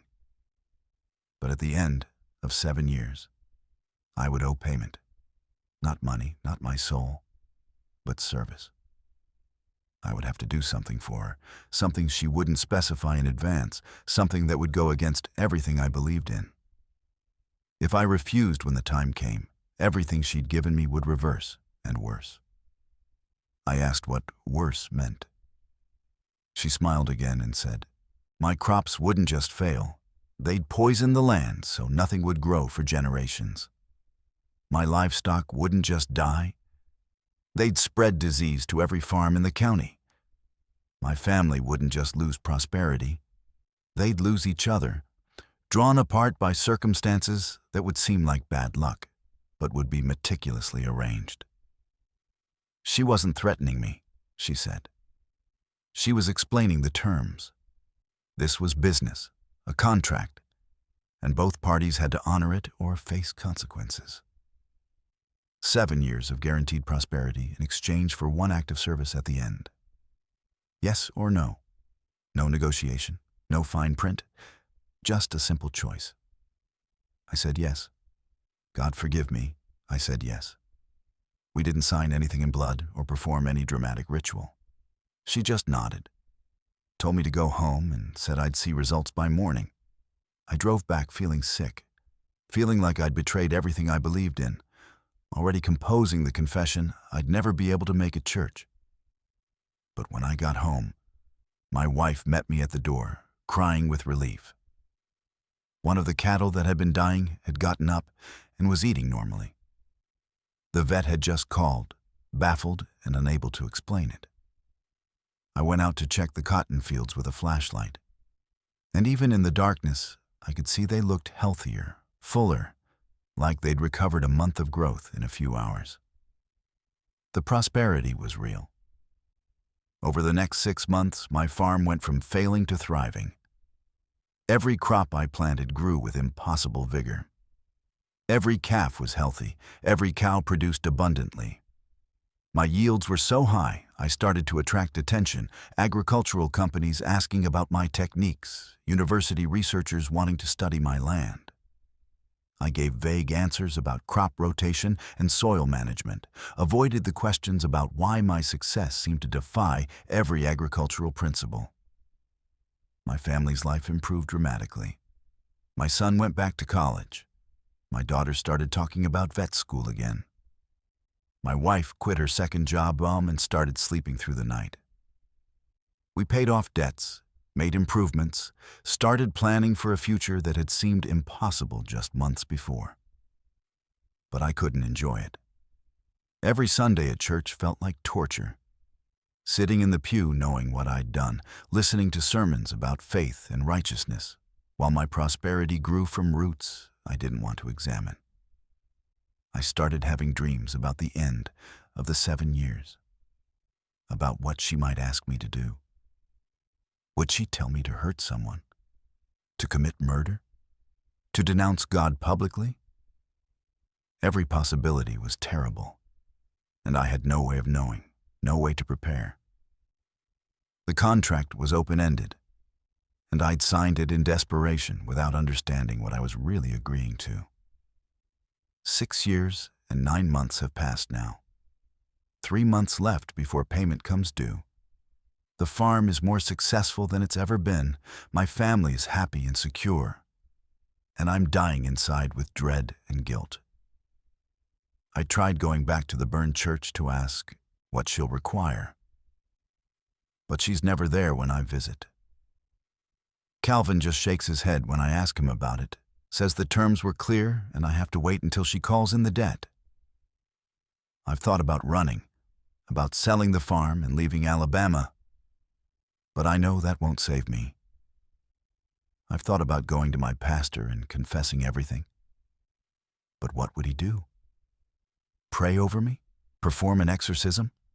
Tell me I'm damned? None of that changes the contract. Last night I dreamed about her for the first time in months. She was standing in my cotton field, and the plants were growing up around her legs, through her clothes, like she and the crops were connected, like my prosperity was literally rooted in her. She looked at me and said, "Soon. That's all. Just soon." I woke up drenched in sweat, my wife asking if I was okay. And I lied again like I've been lying for 7 years. I'm not okay. I'm terrified. Because I know that when she calls in the debt, it won't be anything simple. It won't be anything I can do without destroying the person I've always believed myself to be. 3 months left, and I'm standing at a crossroads worse than the one where her church stands. Do I honor the contract and do whatever terrible thing she asks, preserving my family's prosperity at the cost of my conscience? Do I refuse and watch everything she gave me turn to poison, destroying not just my family but potentially my whole community? Or is there a third option, something I haven't thought of? Some way to outmaneuver a witch who's been playing this game longer than I've been alive. I'm praying again, desperately. But I don't know if God listens to men who've made deals with things older than religion. All I know is the cotton is growing higher than ever. The cattle are fat and healthy, and my family is smiling at dinner while I count down the days until payment comes due and discover exactly what my soul is worth. They were standing in perfect circles when I found them, waist-deep in black swamp water, 50 yards from the nearest dry land, singing in harmonies that shouldn't be possible from human throats. I'm Leon, I'm 32 years old, and I've been a wildlife officer in the Okefenokee National Wildlife Refuge for 8 years. I've pulled drowning victims from cypress swamps, wrestled alligators away from tourists, tracked black bears through terrain that would swallow a person whole. I thought I knew this swamp, thought I understood its dangers. I was wrong. The Okefenokee is older than human civilization, and there's something at its heart that's been waiting in the water since before we had words to name it. The first hiker went missing on a Tuesday in July. Marcus Brennan, 38, experienced outdoorsman, had filed a proper backcountry permit for a 3-day solo trip through the eastern sections of the refuge. When he didn't check out on time, we initiated standard search protocols. His last known position was near Billy's Lake, a section of swamp where the water runs the color of strong tea from tannic acid, where the cypress trees grow so thick you can't see 20 feet in any direction, where the ecosystem is basically unchanged from what it was 10,000 years ago. We found his campsite undisturbed, his gear still packed properly, his satellite phone on the ground, showing full battery but no outgoing calls. It was like he'd simply stood up and walked into the swamp. The second hiker disappeared 4 days later. Then a third. Then 2 more in the same week. All experienced, all properly equipped, all vanishing from different sections of the refuge with no signs of struggle or distress. The National Park Service brought in additional rangers, search and rescue teams, even cadaver dogs. Nothing. The swamp was swallowing people, and we had no explanation that made sense. No bodies, no tracks, no evidence of alligator attacks or accidental drownings. Just empty campsites and grieving families demanding answers we couldn't provide. The media started calling it the Okefenokee mystery, and speculation ranged from serial killers to government conspiracies to mass suicide pacts. None of it felt right to me. I started noticing the sound on the 5th night of searching. It was subtle at first, barely audible over the normal swamp chorus of frogs and insects and birds. A low humming that seemed to come from everywhere and nowhere, vibrating through the water and air. The other searchers didn't mention it, but I saw one of them pause and tilt his head, like he was trying to identify something just beyond his hearing range. That night, back at the ranger station, I couldn't sleep. The humming was in my head now, repetitive and almost melodic, and I found myself wanting to go back out into the swamp to follow it to its source. I forced myself to stay in bed, told myself it was exhaustion and stress, but the urge was strong enough to scare me. The next day I went out alone, against protocol, following the sound that only I seemed to hear clearly. I took a flat-bottomed boat deep into the refuge, past the marked trails and tourist areas, into sections where the cypress knees rise from the water, like ancient sculptures, and the Spanish moss hangs so thick it blocks out the sun. The water here was perfectly still, creating mirror reflections that made it impossible to tell where the swamp ended and the sky began. I cut the motor and drifted listening. The humming was louder now, resolving into distinct tones, multiple voices harmonizing in ways that made my chest vibrate. I followed it for 3 hours, deeper than I'd ever gone, into water that my GPS showed as unmapped territory, places that shouldn't exist according to our refuge surveys. That's when I found them. The missing hikers, all 7 of them, standing in 3 concentric circles in waist-deep water. They were alive, conscious, their eyes open and tracking my approach. But they didn't acknowledge me or call for help. They just kept singing, voices blending in harmonies that shouldn't be physically possible, producing overtones and resonances that made the water ripple in geometric patterns. Their mouths moved in perfect synchronization, their bodies swaying slightly in unison, and their faces were expressions of absolute ecstasy. They looked like they'd found something transcendent, something worth more than rescue or survival or returning to the world they'd left behind. I called out to them, shouted names, demanded they acknowledge me. Nothing. I moved my boat closer, close enough to see that their skin had taken on a strange quality, slightly translucent, like they were beginning to blend with the water around them. Their clothes were rotting off their bodies, but they seemed unaware or uncaring. I reached out to grab Marcus Brennan's arm, the first hiker who disappeared, and my hand went through him like he was made of smoke or fog. He was there, solid enough to see and hear, but not solid enough to touch. He'd crossed some barrier between physical and something else, and the swamp was claiming him inch by inch. The singing changed when I tried to touch them, shifting into a different harmonic, and I realized that they were responding to my presence. They wanted me to join them. The harmonies were designed to be irresistible, to create neurological responses that bypassed conscious thought. I could feel the urge building in me, the desire to step out of my boat and wade into the circle, to add my voice to theirs and become part of whatever they'd become part of. It would be easy, the singing promised. It would be peaceful. I would understand everything, would become connected to something vast and ancient, would never be alone or afraid or confused again. All I had to do was step into the water and open my mouth and sing. I forced myself to start the boat motor, the mechanical sound breaking the spell for just long enough to let me turn away. The hikers didn't try to stop me, just kept singing as I fled, their voices following me for miles through the swamp. When I finally made it back to the ranger station, I was shaking so badly I could barely file my report. I told my supervisor I'd found the missing hikers, gave exact coordinates, said they were alive but in some kind of trance and would need immediate medical evacuation. The response team went out within the hour. Helicopters, boats, EMTs, the whole operation. They found the location easily enough.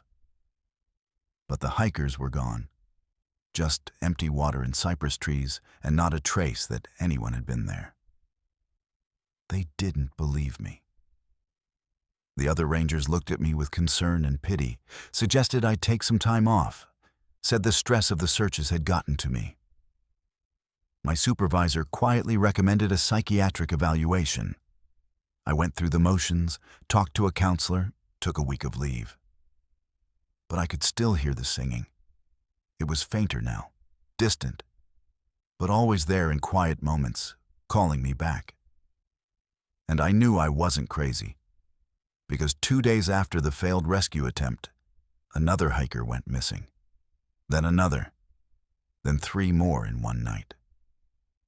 The disappearances were accelerating, and I was the only one who understood why. I went back to the swamp alone, at night, without permission or backup. I brought recording equipment, underwater cameras, anything that might document what I was experiencing. I found the hikers again, but there were more of them now. 15 people standing in those concentric circles, and the circles had expanded outward. They were building something, I realized. Creating a structure made of sound and water and human bodies, a formation that served some purpose I couldn't comprehend. The newest additions were still mostly solid, still looked human. But the ones who'd been there longest were almost transparent, their bodies dissolving into the swamp while their voices remained strong and clear. I set up my cameras and started recording, determined to get proof that would force the authorities to take this seriously. That's when I saw what was in the center of the circles. Something massive. Something that had been underwater so long it had become part of the swamp ecosystem, covered in moss and algae and centuries of accumulated debris. But it was moving now, responding to the singing, rising slowly toward the surface. It was organic but not quite alive, ancient but not quite dead, and as it emerged I understood that the hikers weren't the ones singing. They were being sung through, used as instruments to voice something that predated language, that existed before humans came to this swamp and would exist long after we were gone. The thing in the center opened what might have been eyes or might have been apertures, and it looked at me with intelligence that was vast and alien and utterly indifferent to human concerns. The hikers' singing reached a crescendo, and I felt my own voice, joining involuntarily, felt words coming out of my mouth in languages I didn't know, felt the overwhelming urge to step into the water and complete the circle. My camera was still recording, capturing everything. And the last rational part of my mind knew that this footage would be my vindication or my epitaph, depending on whether I survived the next few minutes. I ran. Again. Abandoning my equipment, my dignity, my duty as a ranger. I fled through the swamp like something was chasing me. And maybe something was, because I could feel the water itself reaching for me, trying to pull me down and make me part of its song. I made it back to my truck somehow, drove out of the refuge without stopping, and didn't look back until I was 50 miles away in a motel parking lot in Waycross, Georgia. That was 3 days ago. The cameras and recording equipment are still out there, either documenting the transformation of those hikers into something else, or destroyed by whatever dwells at the heart of the Okefenokee. More hikers have gone missing since then. The count is up to 23 now, and the Park Service has closed large sections of the refuge pending investigation. I should go back, should tell them what I know, should try to stop whatever is happening. But I can still hear the singing, louder now, closer, and I know that if I go back into that swamp, I won't come out. Not as myself anyway. I'll join the circles, add my voice to the choir, dissolve into the black water until I'm nothing but sound and memory, and part of something that the Okefenokee has been growing since before humans gave it a name. The swamp is alive, and it's hungry, and it's calling people home to become part of its ancient song. And the worst part is that sometimes, in my dreams, I hear myself singing back, and it sounds like coming home. The children are getting sick with diseases that haven't existed in 70 years. And I'm the one who brought them back. My name is Dean. I'm 38 years old. And 3 months ago, I opened a rural health clinic in Clarksdale, Mississippi, with the best of intentions and the arrogance of someone who thought good medicine could heal old wounds. I was wrong. Some wounds don't heal. They fester underground, poisoning everything they touch, and when you disturb them, they spread like infection through generations. The clinic I opened used to be something else, something terrible. And the patients I'm trying to save are paying for sins committed long before they were born. I came to the Delta with a purpose. I'd spent 10 years working emergency medicine in Memphis, watching patients from poor rural areas show up in crisis because they had no access to basic health care. I wanted to change that. Wanted to bring quality medicine to underserved communities. Wanted to make a difference in the way that sounds naive when you say it out loud, but felt righteous when I was planning it. I found the perfect building in Clarksdale, an abandoned medical facility that had been empty since the 1980s, solid brick construction with good bones and enough space to house a full primary care practice. The price was absurdly low, which should have been my first warning. But I told myself it was just economic reality in a depressed area. I bought it, renovated it, hired staff, and opened the Delta Health Center with genuine belief that I was doing something good. The first patient who got sick was a 6-year-old girl named Elena. She came in with what looked like measles, which was unusual but not impossible despite vaccination programs. But the presentation was wrong. The rash was more severe than modern measles, the fever higher, the progression faster. Within 2 days, she developed complications that I'd only read about in historical medical texts. The kind of aggressive measles that killed children in the 1940s before modern treatment protocols. We hospitalized her, threw everything we had at it, and barely saved her life. I chalked it up to an unusual case. Maybe an especially virulent strain, maybe underlying immune issues we hadn't identified. Then 3 more children came in with the same presentation. Then 7. Then 15. They weren't all getting measles. Some developed diphtheria, which I'd never actually seen in a living patient because it was functionally eradicated in the United States. Some had whooping cough so severe it fractured their ribs. Some had scarlet fever, tuberculosis, polio-like paralysis. They were getting diseases from another era, from before antibiotics and vaccines and modern medicine. And they were getting them in waves that suggested coordinated outbreaks. The CDC got involved, confused and alarmed, testing for bioterrorism or some new pathogen. But the diseases were old, genetically identical to historical strains, like someone had preserved bacteria from the 1940s and was systematically releasing them into my patient population. I started researching the building's history, digging through county records and newspaper archives. What I found made my blood run cold. From 1932 to 1952, the facility hadn't been a regular clinic. It had been a research station, loosely affiliated with public health services, but operating with minimal oversight.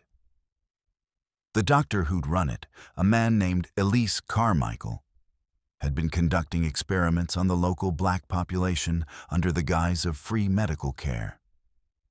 He'd been studying the progression of untreated diseases, deliberately withholding treatment from patients who trusted him, documenting how infections spread and killed when left to run their natural course. It was parallel to the Tuskegee syphilis study, but smaller, more isolated, and completely unknown to modern historians. Carmichael had infected children with measles, exposed them to tuberculosis, given them contaminated food that caused typhoid, all while pretending to treat them and taking meticulous notes on their suffering and death. The experiments had been discovered in 1952 by a visiting inspector, and Carmichael had been quietly removed, his records seized, the facility shut down.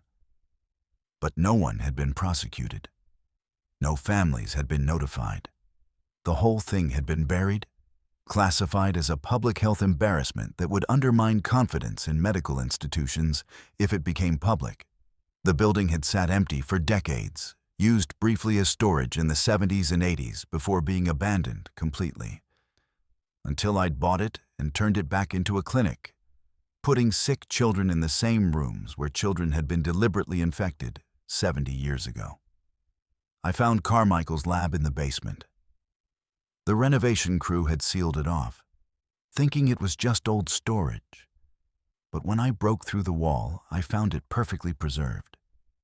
Examination tables with leather restraints, cabinets full of culture samples, sealed vials containing pathogens that should have been destroyed generations ago, but remained viable in the cool, dark environment. A desk with journals documenting every experiment, every child infected, every death. Carmichael had been methodical, brilliant in a monstrous way, and completely untroubled by conscience. He'd written about his test subjects like they were laboratory animals, noting symptoms and progressions with clinical detachment while children died in agony. And I realized, with horror that made me vomit in that basement laboratory, that something was releasing those pathogens now. The sealed vials were opening, not through decay or accident, but deliberately. I watched it happen. A vial of diphtheria bacteria that had been sealed for 70 years cracked along its length while I stared at it, the seal breaking from the inside out, like something was pushing it open. The contents vaporized, becoming aerosol, spreading through the basement ventilation system that connected to my clinic upstairs, where children were waiting in the pediatric ward. The building was doing this. Not some person or organization, but the building itself, or something in it. Something that had absorbed decades of suffering and experimentation and death. The children who died in Carmichael's experiments had never been memorialized, never been acknowledged, never been given justice. Their deaths had been covered up and forgotten, and their anger had soaked into the walls and floors and foundation. Now that the building was a clinic again, now that children were coming here for healing, the past was making sure history repeated itself. The diseases Carmichael had used to torture test subjects were being released to torture the descendants of those communities.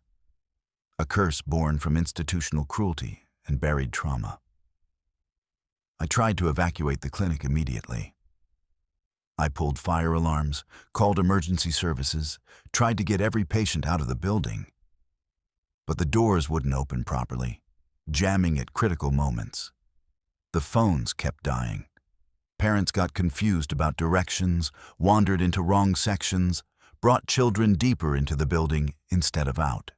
It was like the structure itself was resisting, fighting to keep its victims inside where the diseases could spread efficiently. I physically carried children out one by one, my staff helping. But it was like wading through water that got thicker the closer we got to exits. We saved most of them. Most, but not all.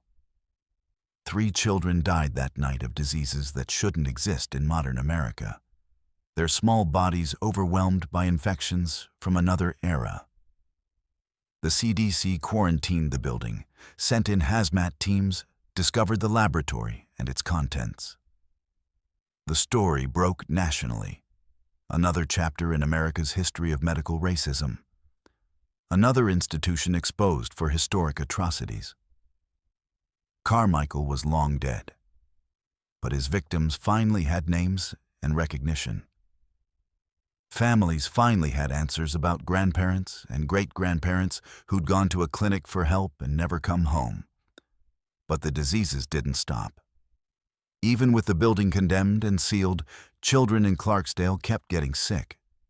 Not as many and not as severely, but enough to show that the curse wasn't tied to the building alone. It had spread into the community, into the soil and water, into the generational trauma that connects descendants to ancestors. The children who'd been in my clinic during the outbreak carried something back to their homes, not bacteria, but memory. And that memory was making them sick.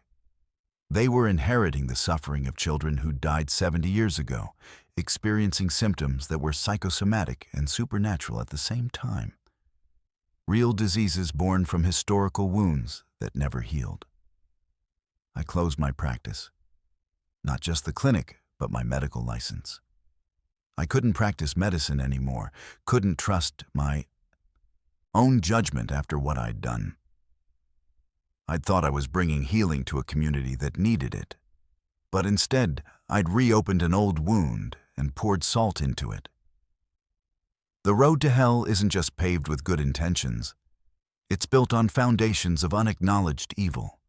And no amount of modern kindness can fix what institutions destroyed. The Delta Health Center building was demolished 4 months ago, every brick hauled away and disposed of as hazardous material. The site blessed by religious leaders from a dozen traditions and left vacant. But I still see the children, not physically, but in my dreams, in my memories. The ones I saved and the ones I didn't. They look at me with eyes that ask why I thought I could help, why I assumed good intentions were enough, why I didn't understand that some places are too poisoned by the past to ever be used for good again. Medical racism didn't end when Carmichael was removed, or when the building was closed, or when the experiments were finally exposed. It continued in the poverty that prevented adequate health care, in the mistrust that kept people from seeking treatment, in the generational trauma that literally makes people sick. And I participated in it, not through malice, but through ignorance, which in some ways is worse because ignorance can always be corrected if you're willing to look. I work in a library now, in the archives, helping researchers document medical experiments on marginalized populations. It's the only penance I can manage, the only way I know to prevent future doctors from making my mistakes. But sometimes, late at night, I hear children coughing with that distinctive whooping cough sound. or I smell the antiseptic and disease scent of Carmichael's laboratory. And I know that what I unleashed isn't finished. The Delta remembers everything, and it's teaching its children to remember too, one disease at a time. I went to expose a charlatan and discovered that demons are absolutely real, terrifyingly physical. And now they know my face. My name is Evan. I'm 26 years old, and I'm a journalist who specializes in investigating religious fraud. I've exposed faith healers who use hidden earpieces, prosperity preachers who launder money through their ministries, and televangelists who prey on the desperate. I'm a skeptic by profession and an atheist by conviction. And when I heard about the revival preacher drawing thousands to a tent in the Florida Panhandle with claims of genuine demon expulsion, I saw an easy story. Drive down, document the con, write the expose, move on to the next fraud. Except the preacher wasn't faking anything. The demons he was casting out were horrifyingly real. And when he lost control of the service, they came for everyone in that tent, including me. The revival was being held outside Pensacola, in a massive tent that could hold 2,000 people, set up in a clearing that had probably been a farm field before the preacher rented it. The man's name was Nathaniel Cross, and he'd appeared on the revival circuit about 6 months ago with no history, no credentials, no connection to any established ministry.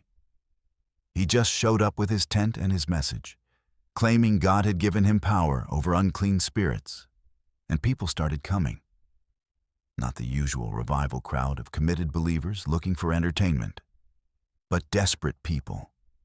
People who'd exhausted medical options, psychiatric care, traditional therapy. People who believed they or their loved ones were genuinely possessed and saw Cross as their last hope. I arrived early, before the service started, watching people file in. They looked haunted, most of them, carrying the kind of exhaustion that goes deeper than lack of sleep.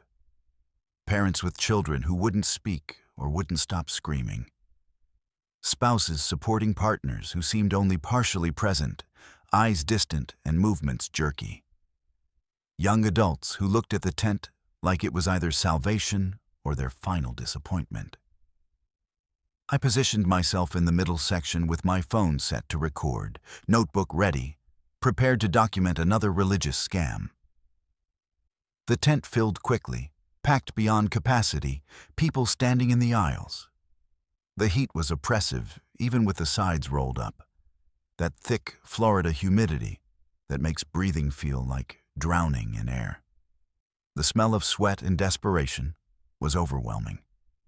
Nathaniel Cross walked in without fanfare, just stepped up to the platform at the front and looked out at the crowd. He was younger than I expected, maybe 40, with the kind of face that could be preaching or selling cars. Unremarkable except for his eyes. They were wrong somehow. Too bright, too focused, like he was seeing something the rest of us couldn't. He didn't do the usual revival routine, no music-building excitement, no emotional manipulation, no working the crowd into a frenzy. He just started talking in a normal voice that somehow carried to every corner of that massive tent. He said he wasn't there to entertain anyone or make them feel good. He was there to do violent spiritual work, to engage in warfare against entities that didn't want to leave their hosts, and anyone who wasn't prepared for that should leave now. Nobody left. He started calling people forward, not randomly, but specifically, pointing to individuals in the crowd and naming them. Not their given names, but other names. Words that sounded like language, but weren't English or Spanish or anything I recognized. The first person he called was a woman in her 30s, and when she walked down the aisle, something about her movement was off. Too fluid and too stiff at the same time, like she was being operated by someone learning how to use a body. Cross didn't lay hands on her or pray over her gently. He grabbed her by the shoulders and started speaking, not in tongues, but in commands, direct and forceful. The woman's body convulsed, and her voice changed, dropped 2 octaves, and spoke in that same not-quite language Cross had used. They were having a conversation, the preacher and something speaking through the woman, and the thing in her was not happy about being addressed. What happened next shouldn't be possible according to everything I believed about reality. The woman's body contorted in ways joints don't bend, her spine arching backward until her head touched her heels. Her eyes rolled back, showing only whites, and her mouth opened impossibly wide. The voice coming out of her was multiple voices now, overlapping, arguing, screaming. Cross kept speaking, kept commanding, and suddenly the woman vomited. Not normal vomit, but something black and moving, something that hit the ground and scattered like insects, hundreds of small dark shapes that tried to crawl toward the crowd before dissolving into smoke. The woman collapsed, breathing normally, looking confused and exhausted but fundamentally different, like something heavy had been lifted off her. I wanted to believe it was theater, a performance arranged in advance. But I'd been watching that woman before Cross called her forward, seen her family supporting her, seen the genuine terror and hope in their faces. And the things that came out of her, the black shapes that moved with purpose before disappearing, those weren't special effects. I'd been filming everything, and when I checked my phone, the footage was corrupted, showing only static during the expulsion. My journalist brain was screaming that there had to be an explanation. But my body was having a different reaction, skin crawling with primitive fear that evolution had given me for recognizing predators. Cross called forward more people. A teenage boy who spoke in that not language and tried to attack the preacher with strength that took 4 men to restrain. An elderly man who actually floated 3 feet off the ground, while Cross commanded whatever was in him to leave. A young woman whose skin rippled like something was moving underneath it, pressing against her flesh from the inside, trying to get out. Each expulsion was violent, physical, undeniable. And with each one, the atmosphere in the tent changed. The air got thicker, harder to breathe, like pressure was building. The temperature dropped despite the Florida heat, my breath suddenly visible in fog. People in the crowd started getting agitated, not emotionally, but physically, bodies jerking and twitching involuntarily. That's when I realized what was happening. Cross wasn't destroying the demons he was expelling. He was forcing them out of their hosts, but they were still in the tent, invisible but present, looking for new people to inhabit.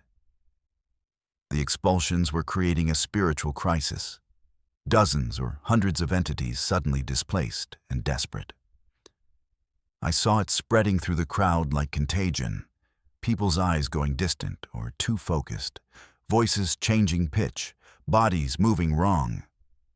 The revival was losing control, becoming a mass possession event, and Cross was in the center of it, still calling people forward like he couldn't see or didn't care that he was triggering a catastrophe. A man 3 seats away from me stood up and turned toward the aisle, moving in that same controlled but wrong way the first woman had moved. Then a woman behind me, then a child in the front row. They were all walking toward Cross, but not for healing. They were converging on him, the things inside them coordinating an attack. I should have run.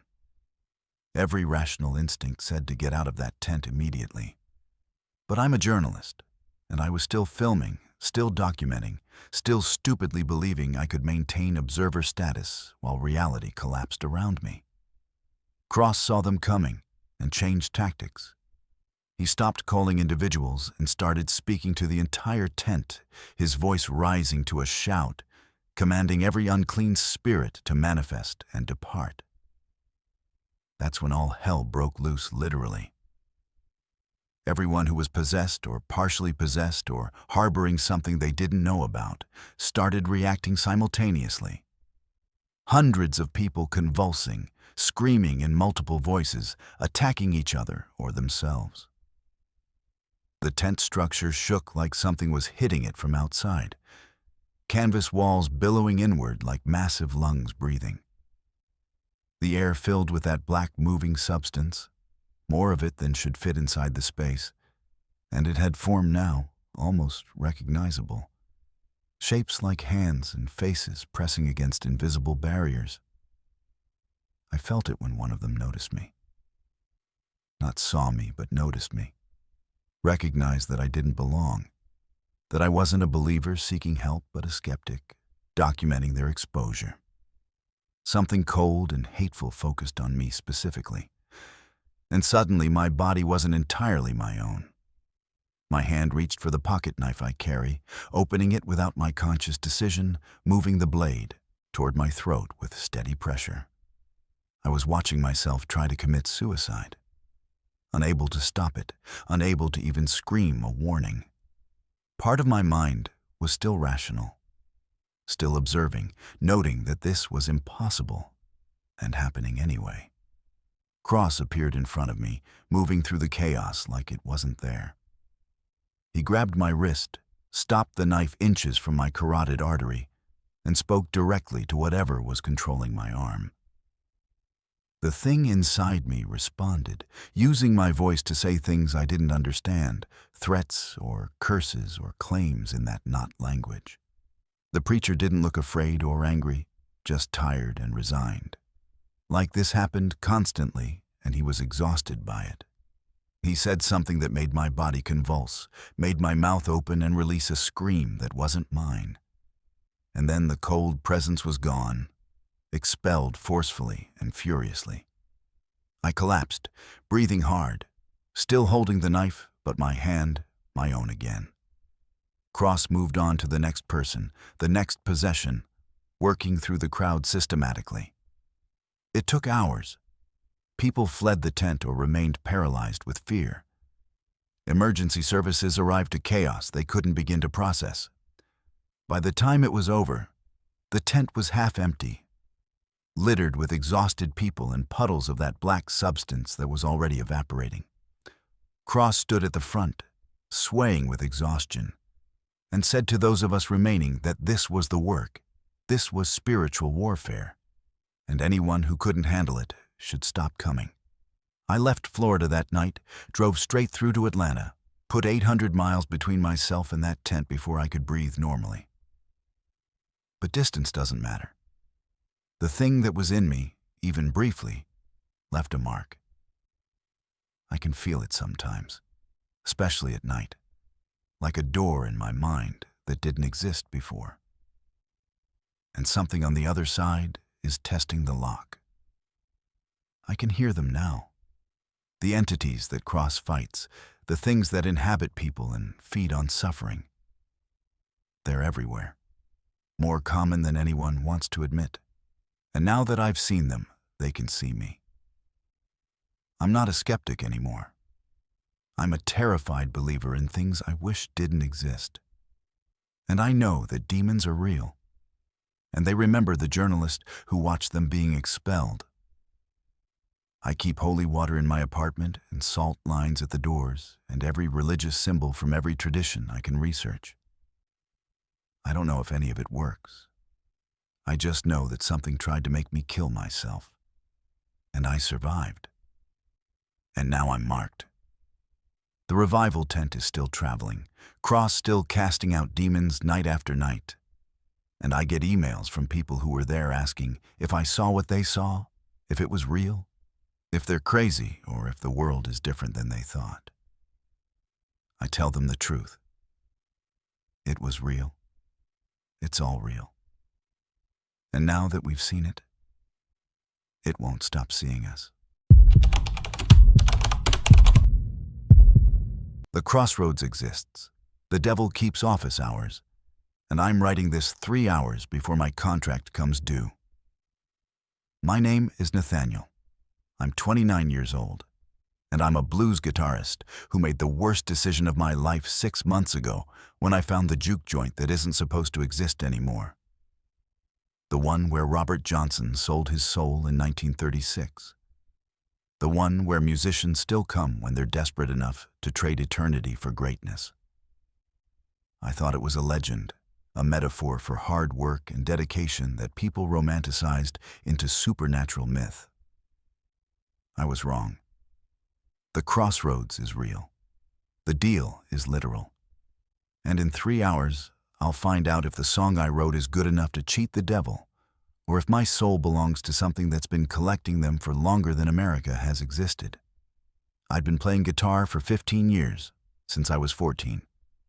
And I was good, but not great. That's the worst place to be as a musician. Skilled enough to know what greatness sounds like, but not talented enough to achieve it yourself. I'd moved to Clarksdale, Mississippi, because that's where the blues was born, where the legends had walked, where maybe some of that magic would rub off on me. I played every dive bar and street corner in the Delta, worked construction during the day, and practiced until my fingers bled at night, and stayed exactly as mediocre as I'd always been. Other musicians had something I didn't, some spark or soul or connection to the music that I could hear but couldn't replicate. I was technical but not transcendent, and that difference was killing me slowly. The other musicians talked about the juke joint in whispers, late at night after too many drinks, the way people talk about things they half believe. They said there was a place at the crossroads of Highway 61 and Highway 49. A building that appeared only at certain times for certain people, where you could make a deal if you were desperate enough. Most dismissed it as folklore, the Robert Johnson legend twisted and retold until it became local mythology. But a few musicians, the ones who'd suddenly gotten exponentially better overnight, would get quiet when it was mentioned, would change the subject or leave the conversation. I noticed those reactions, cataloged them, and started wondering if there was truth under the myth. I found it on a Friday night in March, driving home from a particularly humiliating gig where I'd been booed off stage. I wasn't drunk, wasn't high, wasn't sleep-deprived. I was stone sober and miserable when I reached the intersection and saw the building that shouldn't be there. A small wooden structure with a neon sign that read "Blue Light Juke Joint" in letters that flickered like a dying heartbeat, sitting in a lot that was empty every other time I'd driven past. Music poured from inside. Real blues played by someone who understood the form on a molecular level. I parked and walked in without hesitation, without fear, because at that point I had nothing left to lose except a mediocre career I was already losing. Inside was larger than the building's exterior suggested, stretching back into darkness that seemed to extend further than physically possible. The bar was crowded with people dressed in clothing from different eras, 1930s suits next to 1970s bell-bottoms next to modern streetwear, all drinking and talking and listening to the music. The stage held a single performer, an old black man playing slide guitar with technique so perfect it made me want to weep and quit music forever. When his set ended, he looked directly at me and nodded toward the back, where a door I hadn't noticed stood slightly ajar with light spilling through. The man behind the desk in the back room was not what I expected. Not a devil with horns and a pitchfork, not a demon in a suit. Just a person who could have been any age and any race. Features that shifted subtly every time I tried to focus on them. He said he knew why I was there, that everyone who found the juke joint wanted the same thing, to be great instead of good, to have their name remembered, to play music that moved people's souls. He said he could give me that for a price, and the price was standard. 6 months of greatness in exchange for eternity afterward. I'd play like the legends, create music that would outlive me, and have the career I'd always dreamed about. Then at midnight, on the 6-month anniversary, I'd come back to the juke joint and we'd settle accounts. I should have asked more questions, I should have clarified what eternity afterward meant, or negotiated terms, or walked away. But he pulled out a guitar, a battered acoustic that looked like it had been played by 100 different hands, and said I should try it first, see what I was buying. The moment my fingers touched the strings, I understood what I'd been missing my entire life. The music flowed through me instead of from me, like I was a channel for something larger and older and more true than individual talent.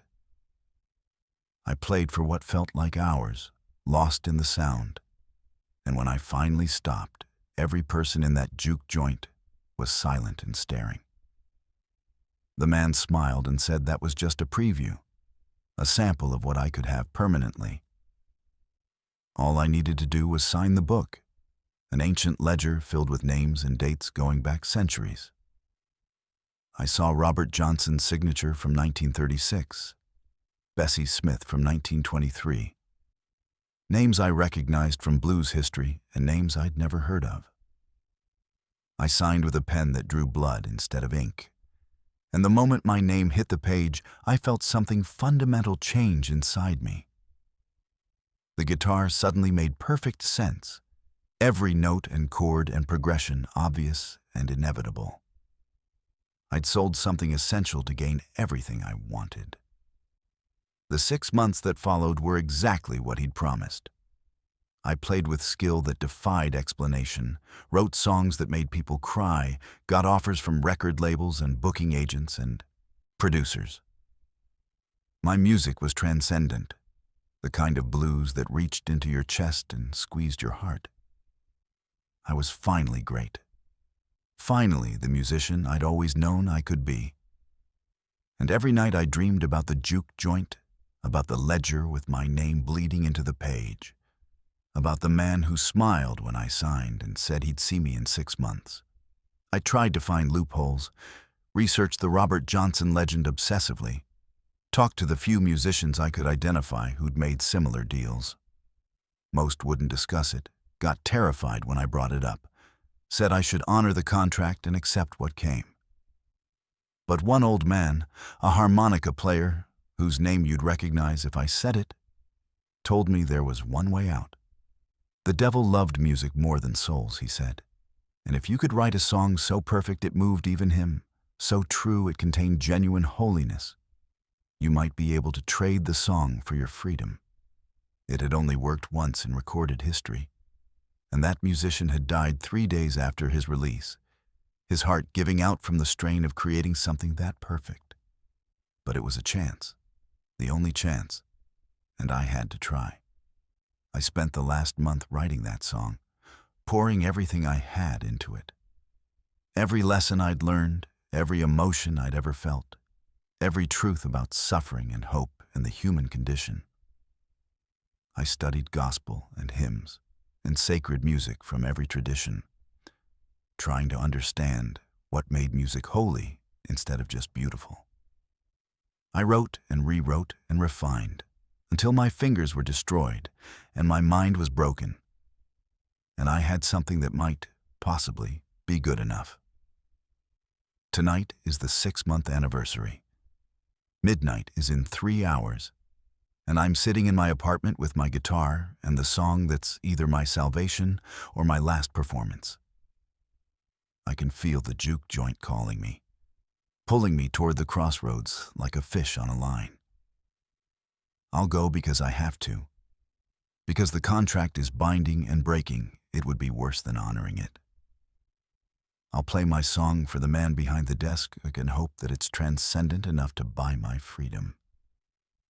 And if it's not, if I'm not good enough even with 6 months of borrowed greatness, then I'll join the names in that ledger and spend eternity doing whatever it is he does with the souls he collects. I'm writing this down in case I don't come back, in case the song fails and I disappear into whatever deals with the devil actually mean. If you're a musician and you're struggling, and you hear about a juke joint at the crossroads that can make you great, don't go. The price is real, the contract is binding, and greatness isn't worth eternity. But if you're reading this and I'm still alive, If you hear about a blues guitarist named Nathaniel who played one perfect song and walked away from the crossroads, then you'll know it's possible. You'll know the devil can be beaten with nothing but 6 strings and the truth. It's time to go. The crossroads is calling, and the devil is waiting. And I've got a song that's either salvation or obituary. Wish me luck, horror family. If you never hear from me again, at least I went down playing the blues. If this story chilled you to the bone, if you felt the weight of these southern horrors settle into your soul, then you're exactly where you need to be. Hit that subscribe button and join the Verified Fears family, because we're just getting started. There are more stories lurking in the shadows, more nightmares waiting to be told, and you won't want to miss what comes next. Drop a comment telling me which story haunted you the most. Give this video a like if the South's darkness got under your skin. And remember, some places hold on to their secrets, and some secrets hold on to you. Until next time, horror family, stay afraid.